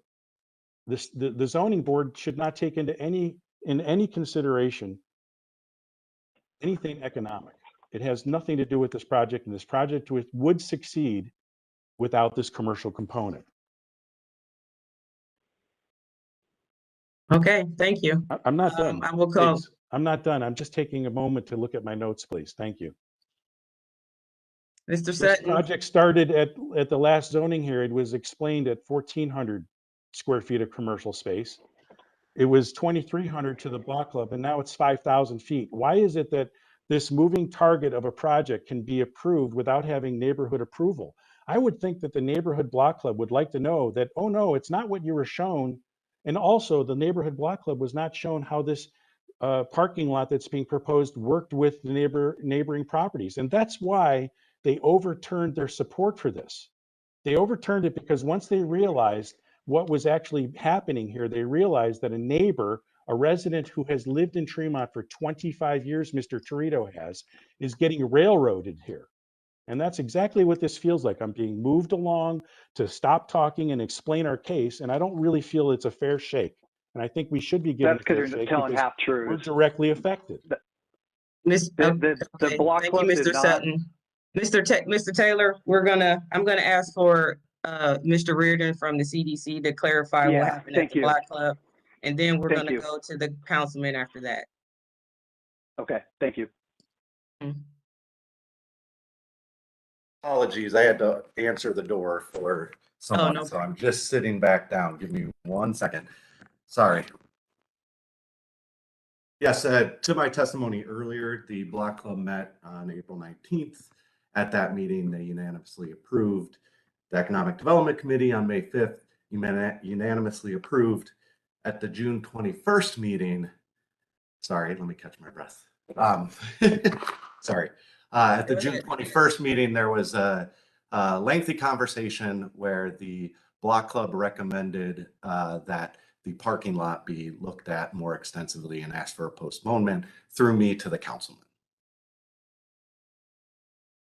The retail, I don't believe that the retail or the number of apartments are an issue that are confusing to the neighborhood residents. I think that they wanted retail, and I think that they were approving a number of units in the vicinity of 100. And that's what the write-up said. Okay. Thank you. Thank you, Mr. Reardon. And just to be fair, if I may, Madam Chair, for just 2 seconds, and I appreciate your patience throughout this. The Block Club was, we weren't there. We were informed about it after the fact, but was bullied into a decision to punt the parking lot issue to the Tremont West Economic Development Committee. And they, Mr. Reardon can speak to this, but I believe they were not able to meet, and their unanimous recommendation stands. Mr. Reardon can speak to that. But again, there's these half-truths that are being stated, and it's when you go through the process the right way, which we did, and you're seeking through it, and then someone comes in at the 11th hour, that's not our problem. We're doing it the process that was laid out to us by the city. All right, thank you. Councilman McCormack, thanks for your patience through all this. You may go ahead and speak. Thank you, Madam Chair. I appreciate it. And I will be brief. I've got a meeting to get to, so I appreciate you allowing me to jump in here. Madam Chair, first and foremost, let me say that, as was noted earlier, our community process is really important. And, as folks on this call know, we ask that all developers go through our community process, which in Tremont specifically includes our neighborhood block club and our economic development committee. The folks here did that. They went to our neighborhood. They presented in front of our neighborhood residents. They presented in front of our resident board of directors at Tremont West, all volunteers, and received clear support for this project. Of course, if any abutting property owners, I would ask that everyone work together if there are issues that can be resolved. I, never one to say, take it or leave it. If there is a way that we all can work together, God bless. We always try to do that. But what I would say here again, Madam Chair, is that our community did review this, and just in defense a bit of our neighborhood here, these block clubs are run completely by volunteer residents. They meet at the same time in the same place every single month, and our community organizers who also live in the neighborhood do a tremendous job getting the word out via postcards, via emails, via newsletters, via newspapers. So, I mean, I just want to say that our community organizers and our volunteer residents that run the block club do a lot of work to get the word out to our community about these meetings that are at the same time, same place every month. So I did want to put that out there. Madam Chair, again, with the understanding that everyone in ways that we can work together should work together, I fully support these two variances. First and foremost, the city of Cleveland, through a legislative process approved by the neighborhood, rezoned an area of this neighborhood, including this parcel. It is the express legislative intent of the city of Cleveland when it comes to the development on this site. In 22090, you're looking at retail, which is a request and a desire of the community to have retail on this site. And then I will also tell you, Madam Chair, I'm not going to get into, I'll let the lawyers do the lawyer things, but I can't go to a meeting about development and not hear from residents about parking. So I would just say that when we're looking at the parking lot, when we're looking at the retail, these are direct desires of the neighborhood residents who live, breathe, and eat the community. and who experience it every single day. I will also note, Madam Chair, that this project was in a previous iteration. It's much better now, if I can say so myself, but that was also approved by the community, same scale, same density, etc. So this site has been in play for quite a while. It is currently a dirt gravel lot. Having the vibrant housing on the site will add to the safety, the density of the neighborhood, the walkability of the community as well. And I know that the folks across the street, at Southside are looking forward to having some other customers for them as well. But again, Madam Chair, with the understanding of if there's any way we can all work together, God bless.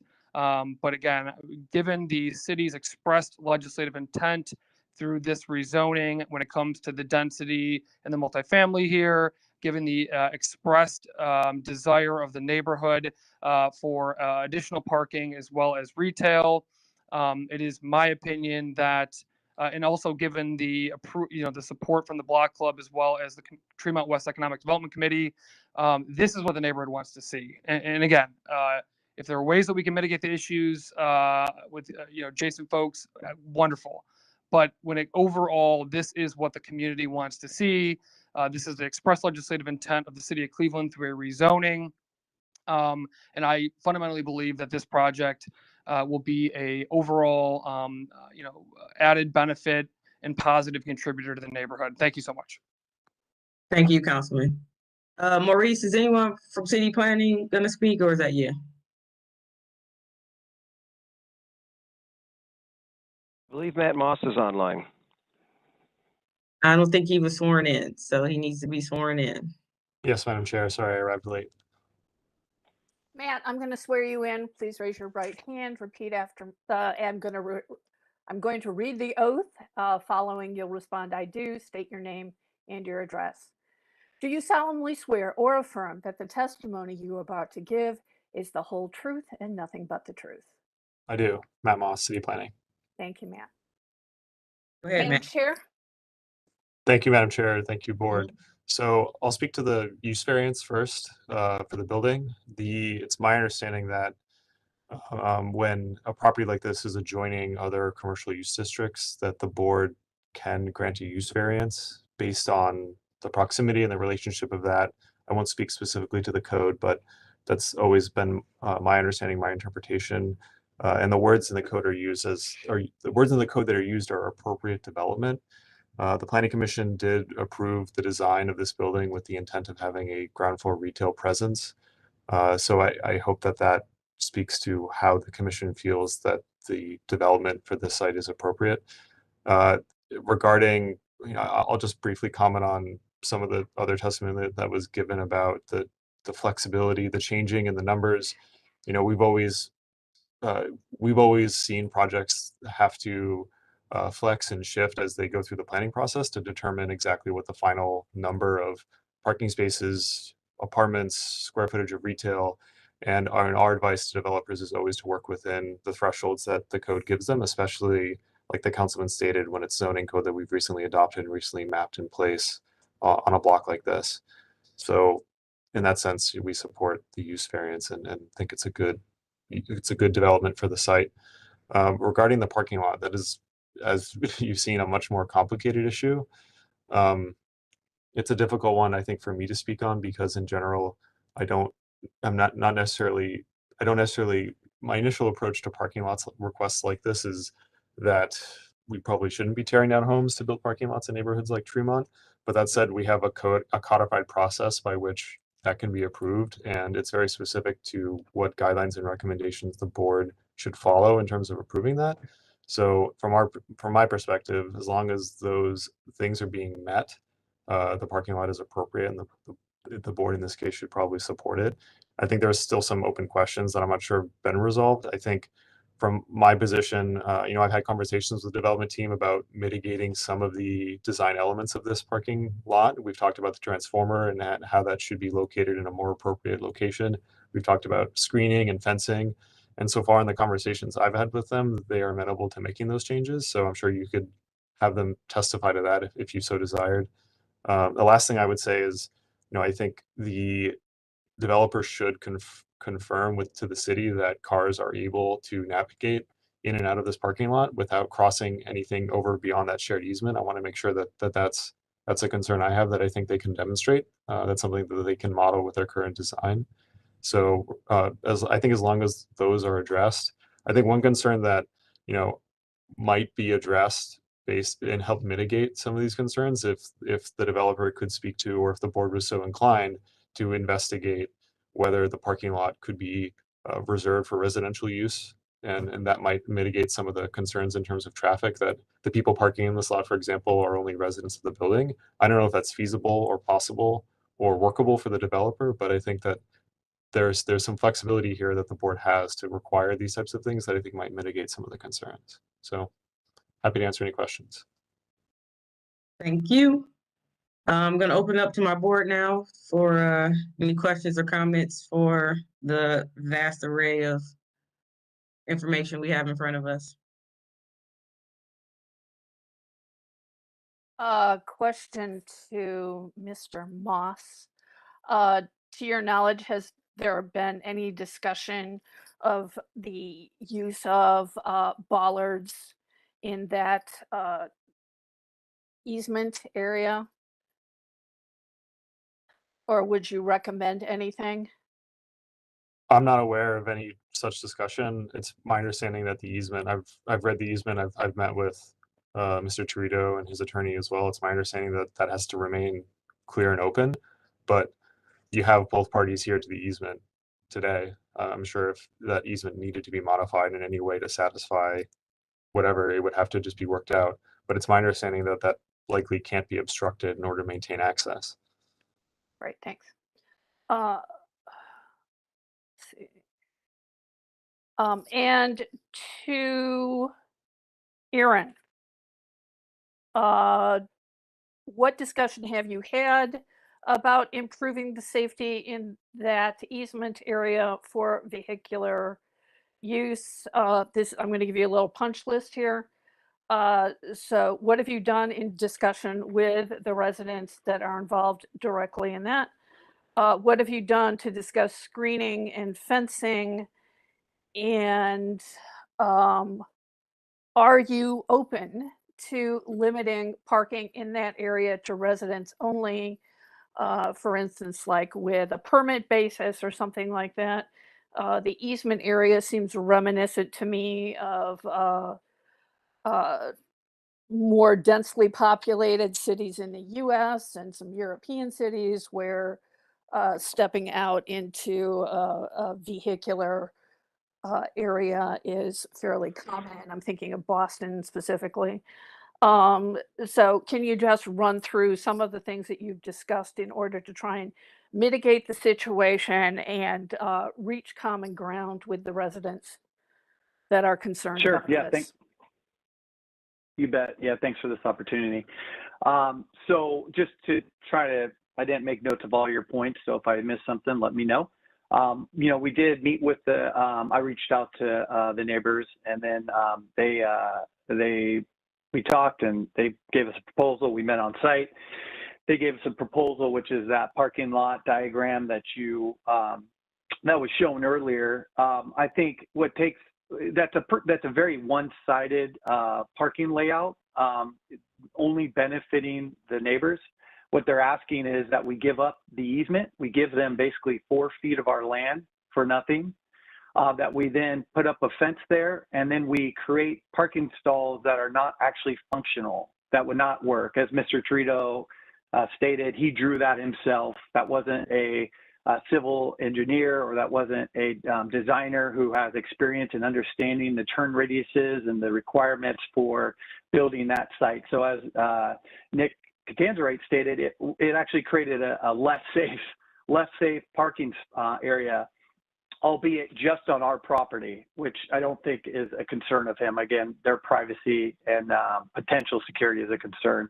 I think from a security issue, we want to be good neighbors. We've always tried to strike that and have that rapport with people as community members.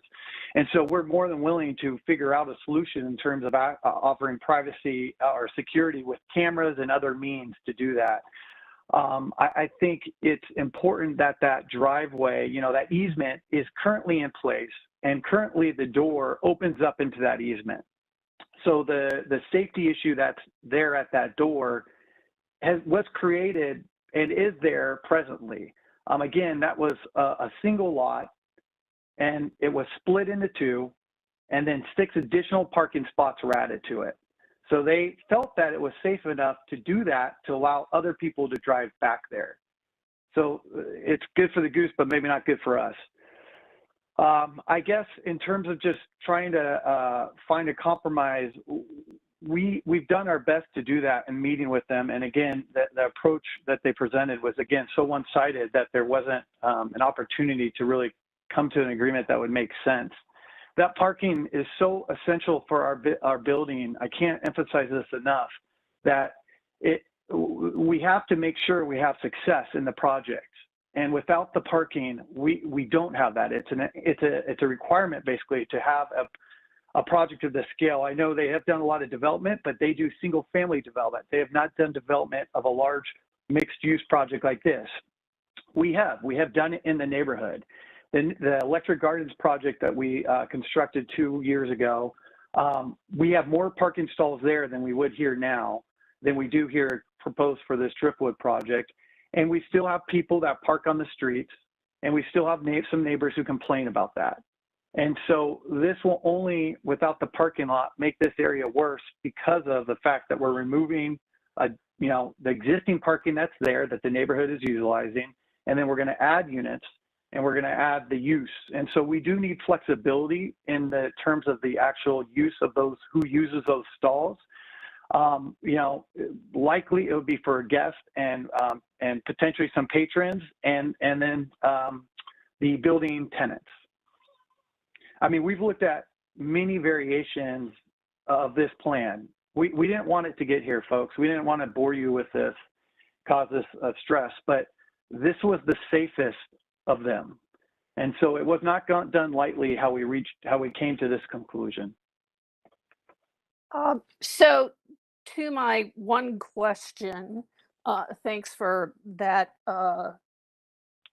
summation, but to my one question with regard to the parking lot, are you willing to limit it to residents of the building, or some sort of permit parking situation related to residents of the building rather than general public parking?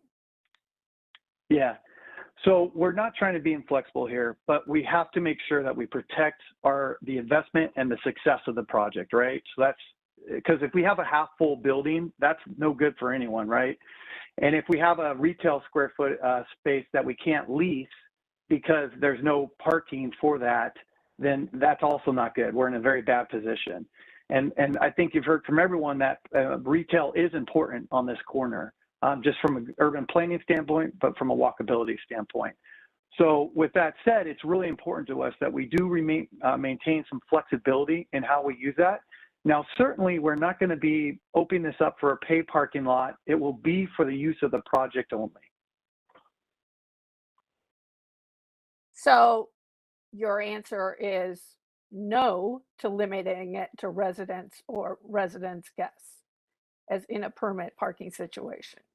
Is that correct? I think, at this point, we need the flexibility. We're seeking the flexibility to use this for the project as a whole. And can you tell me what arrangements you've made for rideshare pickup and drop off, and also for bike and scooter parking on premise of the project? Yeah, you bet. So we have within the building, within the garage, we have a bike area that's really important to us as well. So there's a bike room essentially that can house those safely.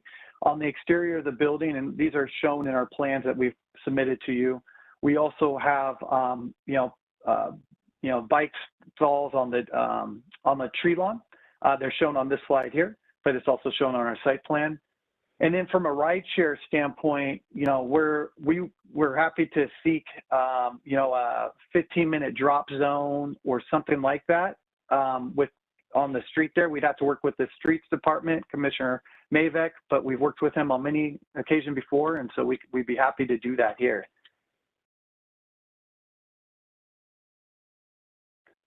So we also have a pad for some of the scooters as well. We see the electric scooters. I think, you know, it's important to plan for those. Those can be chaotic, but we have a pad that we're looking to have those too for that area. All right, and your ADA parking, how are you addressing that? So we follow the code, to the letter of the code. So we have ADA parking where it's required. Okay. Madam Chair, any other questions or comments? I do not. Any other board members?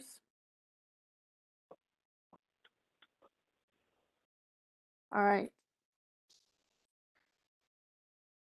Aaron, I guess you're holding firm on that permit parking then, right? At this point, I mean, again, it's so critical for the project to have some flexibility there. I'm not saying without a doubt we wouldn't consider that. I think we could consider that, but at the moment to be handcuffed to that, it would be challenging to say the least. Madam Chair, our legal representative, Mary Cornely, has her hand raised. Go ahead. Hi, I just wanted to point out, so we're looking at section 349.13 of the code, and your powers are limited under that section. That you may only permit it if they meet 9 different items. And it appears that number 7 is a big issue, which is the screening. It says the parking lot and that portion of the driveway back of the building line are to be adequately screened from the street and from adjoining property in a residence district by a hedge, sightly fence or wall not less than 4 feet 6 inches high and not more than 5 feet high, located back of the setback building line. All lighting is to be arranged so there will be no glare that is annoying to the occupants of the adjoining property in a residence district, and the surface of the parking lot is to be smoothly graded, hard surfaced, and adequately drained. So there's 9 items, and the way this is worded, your power is limited unless they meet the 9 items. Yes, we cannot meet the 1 because of the easement. Right.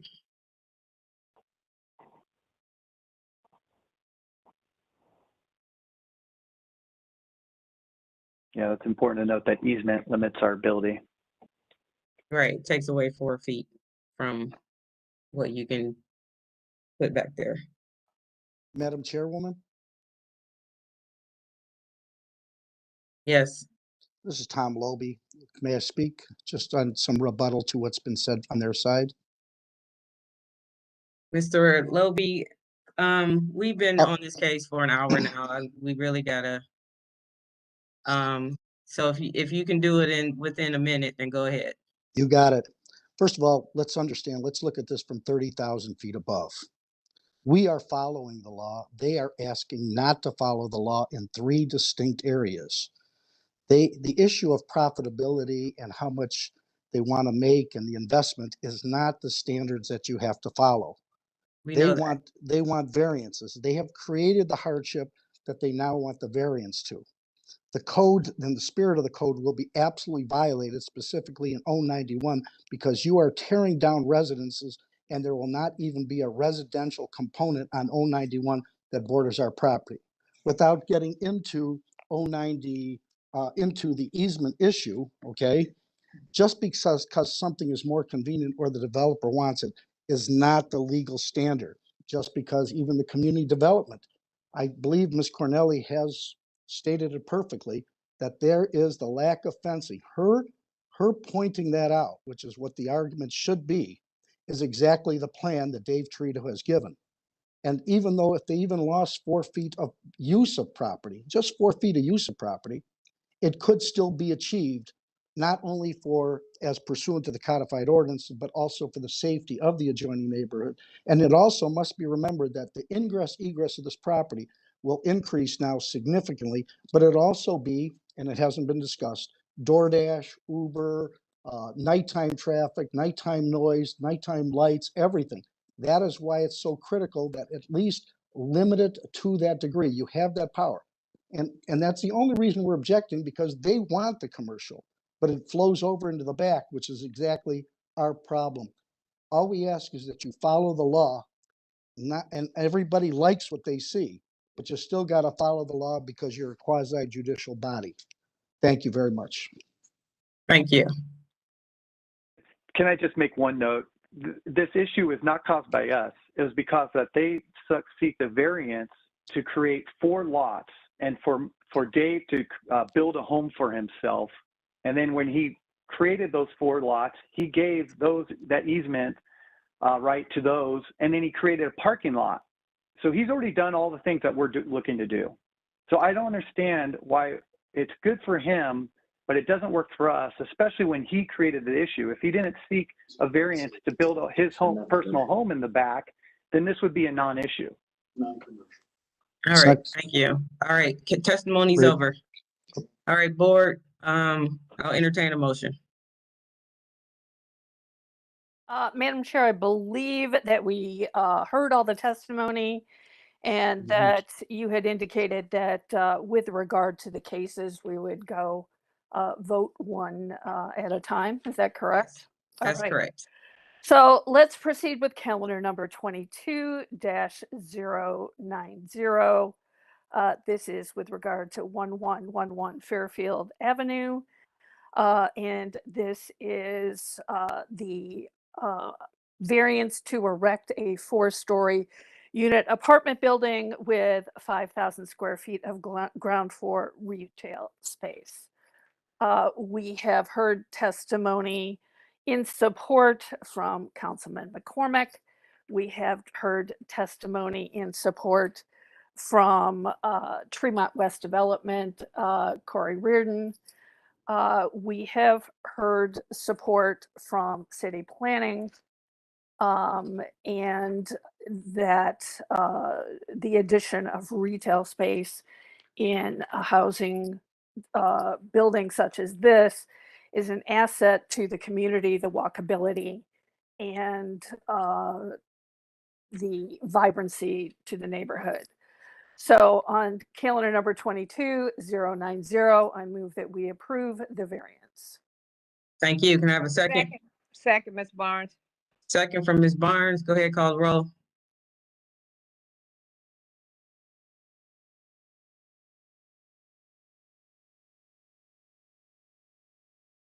Shannon?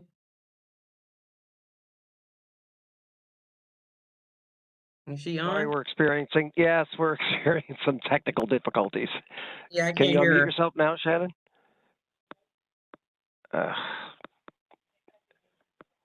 Hold on a minute.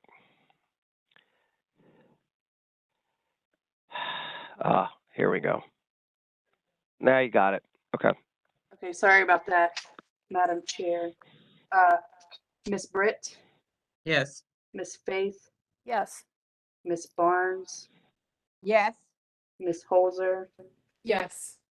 Calendar number 22-090 has been approved, and it will be ratified on July 11th. Thank you. Moving on to calendar number 22-091. This is with regard to 2226 West 11th. The variance request number 2, section 357.113B, which states that a transformer is not permitted in a front yard encroachment. That has been removed because the appellant has agreed to move that. So that leaves us with the parking lot, section 349.13C, which states that a parking lot is not permitted use in a multifamily residential district. The Board of Appeals may permit temporary or permanently the use of land in a residence district other than limited one family for a parking lot when the best interest of the community will be served and provided. The legal representative for the Board of Zoning Appeals has noted the 9 criteria that should be present if we were to approve or disapprove this variance. With that said, we have heard testimony from Councilman McCormick that he supports this project. Also the CDC, also with the city planning, and we've heard extensive testimony from the residents and extensive testimony from the developer. So to move this to the floor, Madam Chair, I will motion that we do not approve calendar number 22-091.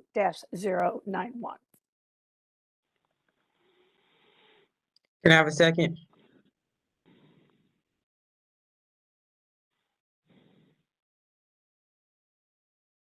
There's no second. Ms. Barnes, second. Ms. Barnes, second. All right, go ahead, call the roll. Madam Chair, Britt, No. Ms. Faith, No. Ms. Barnes, Ms. Barnes, Ms. Barnes, no, sorry. Ms. Holzer. No. Motion fails. Can we have another motion, please? Can I have a new motion on the floor, please? Madam Chair, I will make the motion now that the variance for calendar number 22-091 be approved. Can I have a second, please? Yes. Second for Ms. Barnes. Go ahead, call the roll. Ms. Britt, Yes. Ms. Faith, Yes. Ms. Barnes, Yes. Ms. Holzer. Yes. Calendar number 22-091 is approved and will be, ratified on July 11th. Thank you. All right, moving on.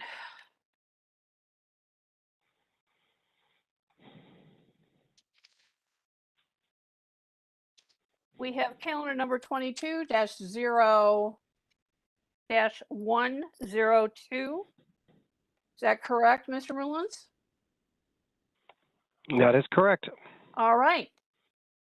This is calendar number 22-102 at 335 Bonniewood Drive. Anthony V. and Hannah C. Tadeo, owner, proposes to enclose an existing 14-foot by 7-foot open masonry patio to existing A1 one-family residential district. The owner appeals for relief from the strict application of the Cleveland Codified Ordinance as stated in the agenda and the public record, of which there is one. Do we have parties present, all parties present for calendar number 22-102? I'm going to swear you in. Please raise your right hand. I'm going to read you the oath. Following, you will respond with "I do," and then state your name and your address, one person at a time, for the recorder. I do solemnly swear or affirm that the testimony I'm about to give is the whole truth and nothing but the truth. Do we have anyone present for this case? Yes, I do. My name is Anthony Tadeo, and I am the owner of the address 335 Bonniewood Drive. Thank you, Anthony. Is there anyone else? All right, Madam Chair, to you. Thank you. History of the property, please.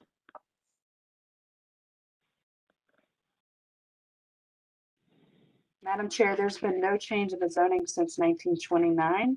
In our record room, we found a permit from May 15th, 1924 to erect a dwelling and a garage. And then in 1962, we had a permit pulled to demolish the garage and erect a new garage. There are no variances on file. And then and March 30th, 2016, a certificate of disclosure was pulled that showed that the legal authorized use of this property at this time was single family.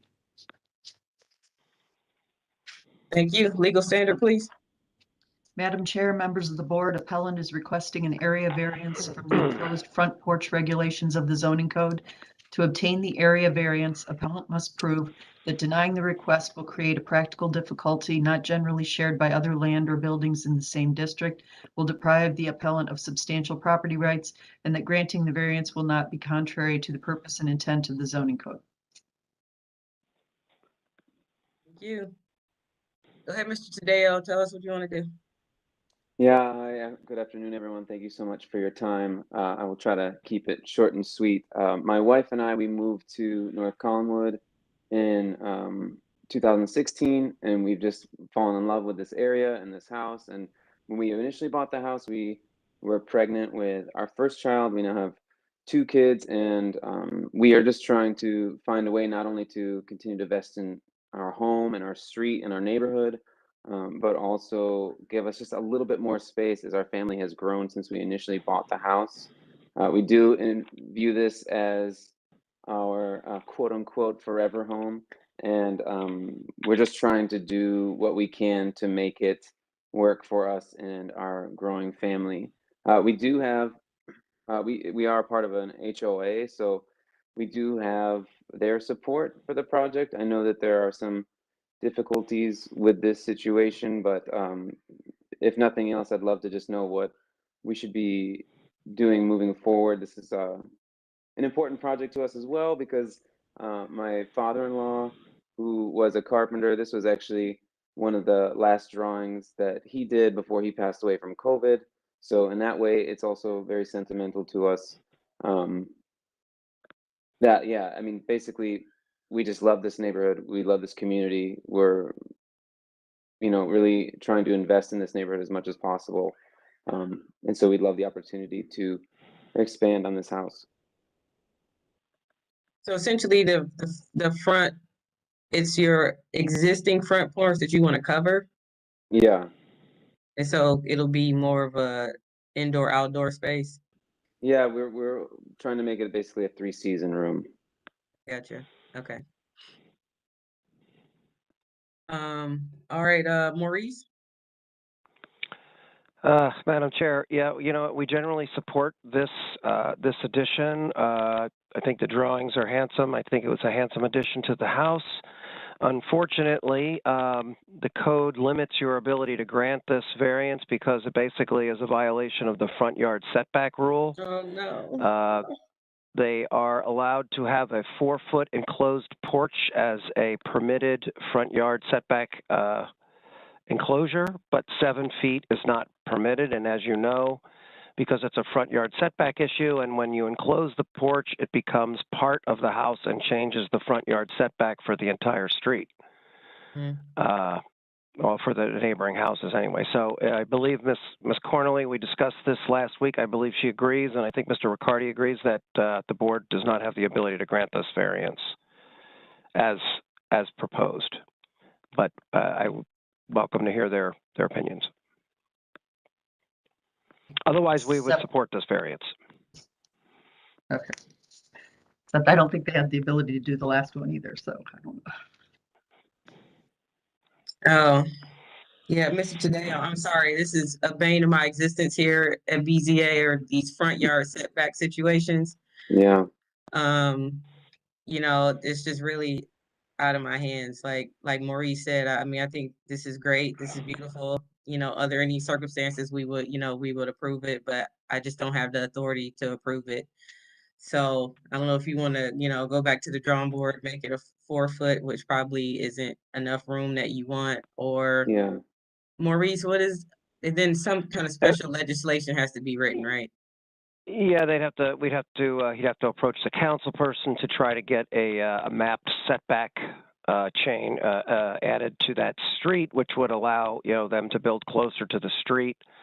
I did send him the details of the exceptions that you are permitted to approve, but I don't, and that's up to him to figure out if you meet them. But I mean, looking at the aerials, I don't think he does, because no other house is closer to the street than his. Yeah, all the houses are lined up in a row on that street, unfortunately. Again, I really regret this because I think it's a really handsome addition to the house. Yeah, no, and I get it. And I get it. That's and I really like the drawings too. Yeah, it's a perfect way to expand without like adding on to the house per se. But yeah. So sorry, Mr. Tadeo, we can't help you. Do you know what process I would need to go to? Let's say we at least do want to have it covered, because we're one of the only houses on the street that doesn't have a covered porch. Right now it's just a slab, and it feels like you're a lizard sitting on a rock in the summer. Gotcha. You know what I'm saying? Yeah. I have some neighbors you with can that cover problem. it. Yeah, you can cover it. There's no problem with covering it whatsoever. You can cover it. The porches, unenclosed porches are not included in this front yard setback. So you can totally not enclose it. You can cover it. You could build that roof. You just can't enclose it. Do you know if a screen is enclosing it? Like if it's a screened in porch? That's a good question. Mr. Riccardi, how would you view that?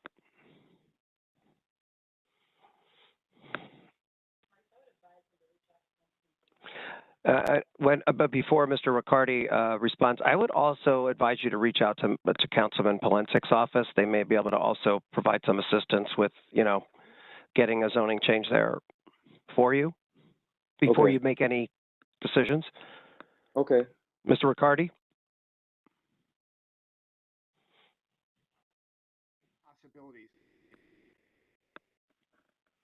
I think I heard you say it's a possibility, but it was really low. Okay, and is it clear what we would need to do then if down the road, I'll definitely follow up with the councilman and see what that leads to. But in worst case scenario, we do find ourselves just having to go with the overhang or possibly even potentially screening it in. What would be the next steps that I would need to take to do that? Do I have to kind of restart this process all over again, or is it possible? Okay. No, you have to start over. Yeah, you'd have to submit. Yeah. You'd have new drawings. Yeah. Got it. Okay. Yeah, and a new permit too, because you'd be. I would advise you to reach out to Mr. Riccardi before you submit new drawings to see if the screening, if just putting screens up is going to be acceptable and not trigger a variance. Okay, is it possible to get his contact information? Sure. Maybe you can email that to me. I'll put it in the chat. Do you have the chat available? Mm-hmm. Yeah. I'll do it privately in the chat. Not a problem. Okay, great. I would also request, if I could, in the chat, the correct spelling for ziggity boo, because I want to make sure that I use that correctly the next time my computer goes down. That's the grade of yeah. Well, that word is created, so you can spell it however you want. You know what? For that comment alone, I'd like to approve this. Yeah. We really, really wish we could approve this for you, because thank you for spending your morning with us. Yeah, we apologize Thanks for a little levity at the end of the day. Yeah, this is intense. You guys do, this is intense. Y'all are working for it over there. Thank you for all that you guys do. I appreciate it. All right, no, thank you. All right, I think have a beautiful day. And the question is, our condolences to the loss of your father-in-law.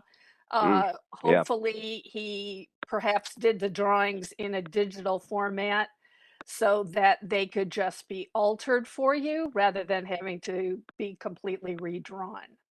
So if you have access to that, if they're on a drive or even saved to a file, it's something that somebody else who has drafting capability could hopefully just alter for you, so you don't have to pay for new drawings.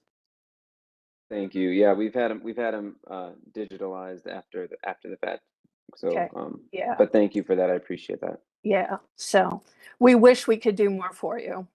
No problem. I understand. All right, so we on the old business here. We're on to old business. Thank you, Sarah. I am in extreme time crunch right now, so we got. Yes. So we have 1, 2, 3, 4, and 5. We'll get them on the screen here in a minute. All right, old business 1 through 5 without objection, board. Without Without objection. objection. All right, thank you. And then next we have a request for affirmation from the, well, I won't call it the Hessler case now because the Hessler part is not being put forward today. Right. They want to have an affirmation for the Ford portion of the project, But which is smaller. So are the developers here? Madam Chair, I was asked to read the statement on behalf of Secretary Kukla and Director Wong Yes, regarding please. 1975 Ford Drive and 1981 Ford Drive. The two cases below were heard as part of a larger project involving a multifamily development at 11,300 Hessler. At this time, they are requesting an affirmation for only the two variance cases below at 1975 and 1981 Ford Drive. These cases are separate permit applications and variance cases. They do not wish to go forward with the development of 11,300 Hessler Road, and they understand that a new application must be made for any future development on 11,300 Hessler Road. The parking issues and yard issues for each case were described separately to reflect each of the issues for each address separately. The developers are present to answer any questions, and neighbors are present to speak as well. Thank you, Shannon. Yeah, so if I remember correct, Shannon, the two Ford cases together, the variances were, we granted them, was it 8 or 9 parking spaces? One was for the specific parking lot in the multifamily district. And then again, it was definitely for both parking spaces. I don't remember the exact spaces that is listed here, but it is just to reconfigure the existing 3-story, 5-unit apartment building in a multifamily district. Okay. All right. Thank you, Ms. Donnelly. Yeah, it's a total of 9 spaces. All right. So thank you. All right. So just to lay the groundwork here, we did, approve this previously, and the one portion of this project is not being asked for an affirmation today. So we're looking at just the Ford addresses. In the grant, and the variances that we granted were a total of 9 parking spaces. So if any of the board members have any questions for the developer, they are here to answer your questions. And then we have some, we'll hear from the residents. As what I'm gonna tell the residents is what I've said before.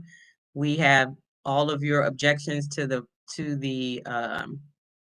projects on file, as well as each and every time that we come to this, we have your objections on file. We know what your objections are to this project. So if you are here to make any new arguments to object to the projects, we will hear them. But if it is the same objections you had for the previous, probably since December, then we have them well documented and on the record. So I just want to say that before I open up to the board, if they have any questions.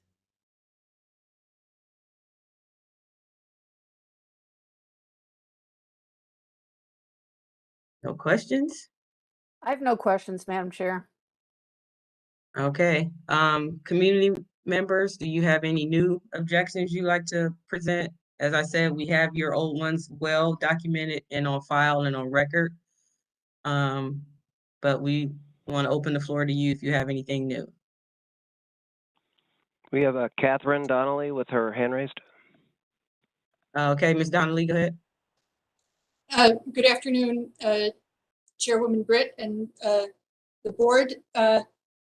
Briefly, the variances for Ford are no longer warranted since the 13-11300 Hessler variances have expired.